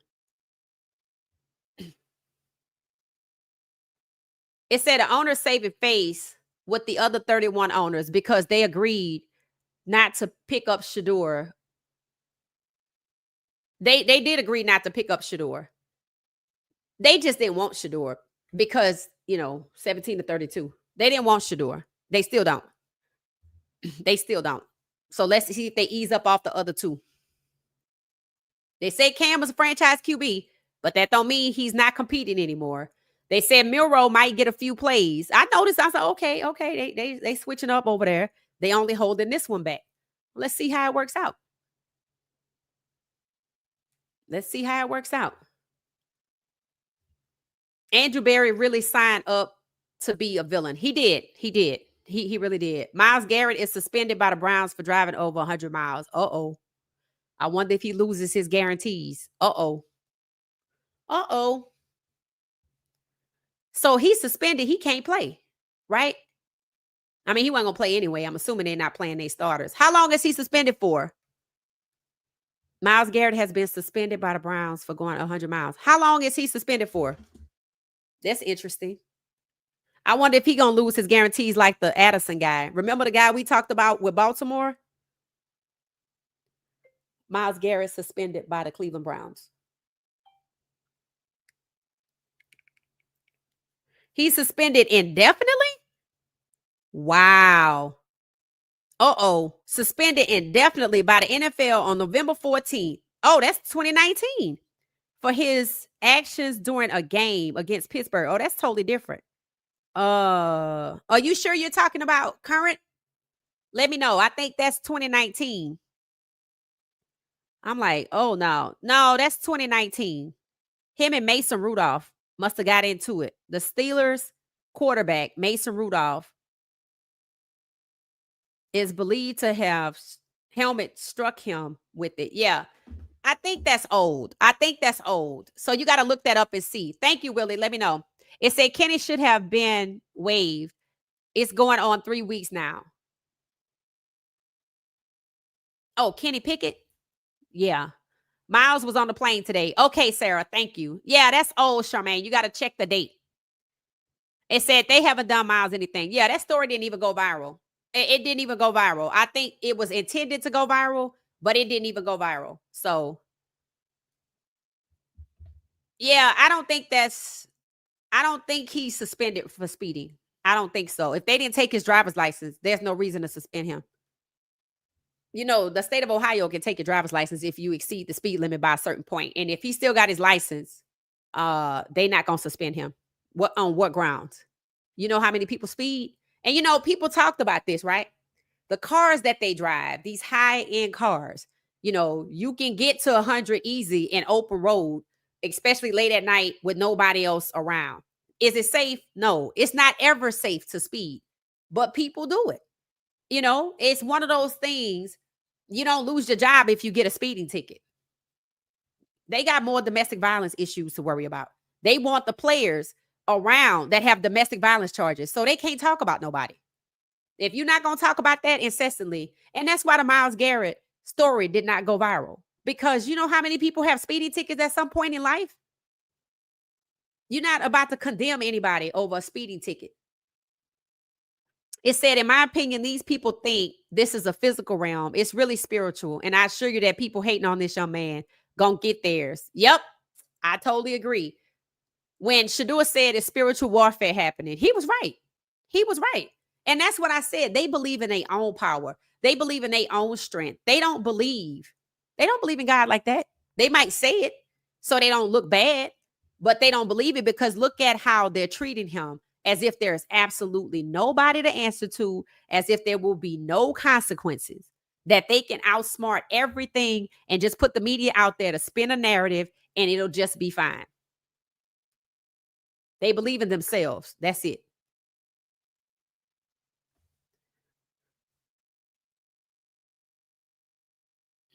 So, you know, that's that.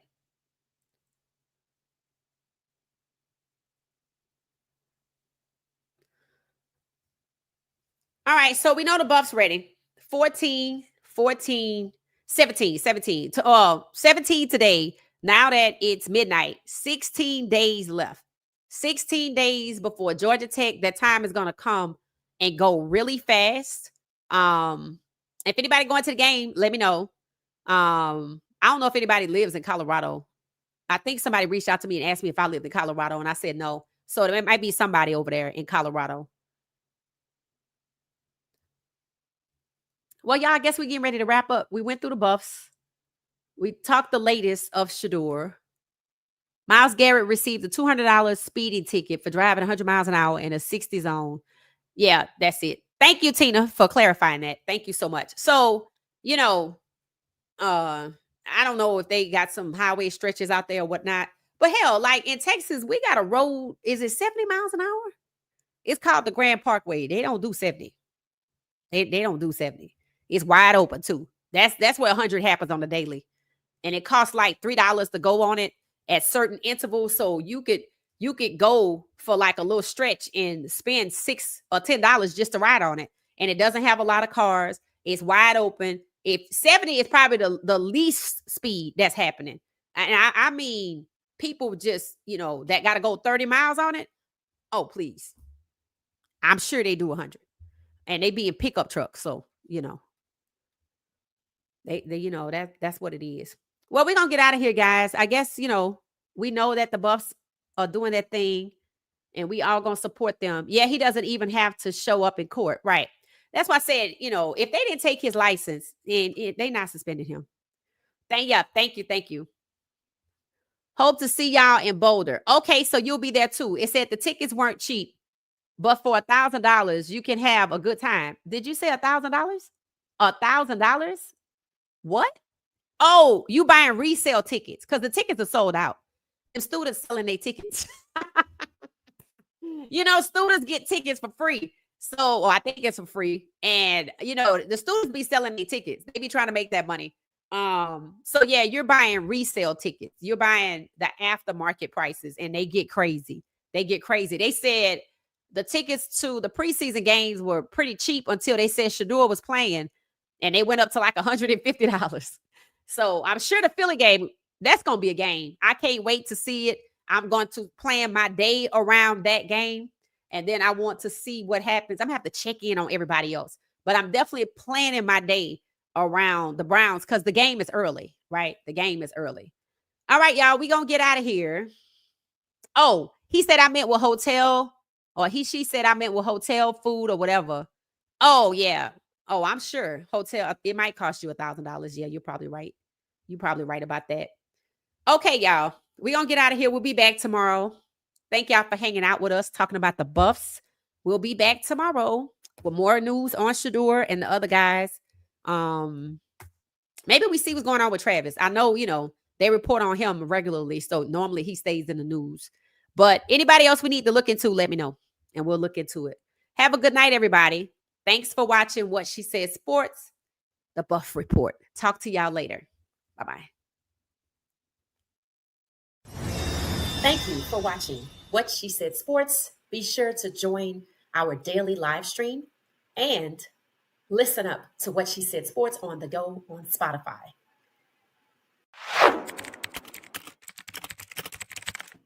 Thank you for watching What She Said Sports. Stay for another video.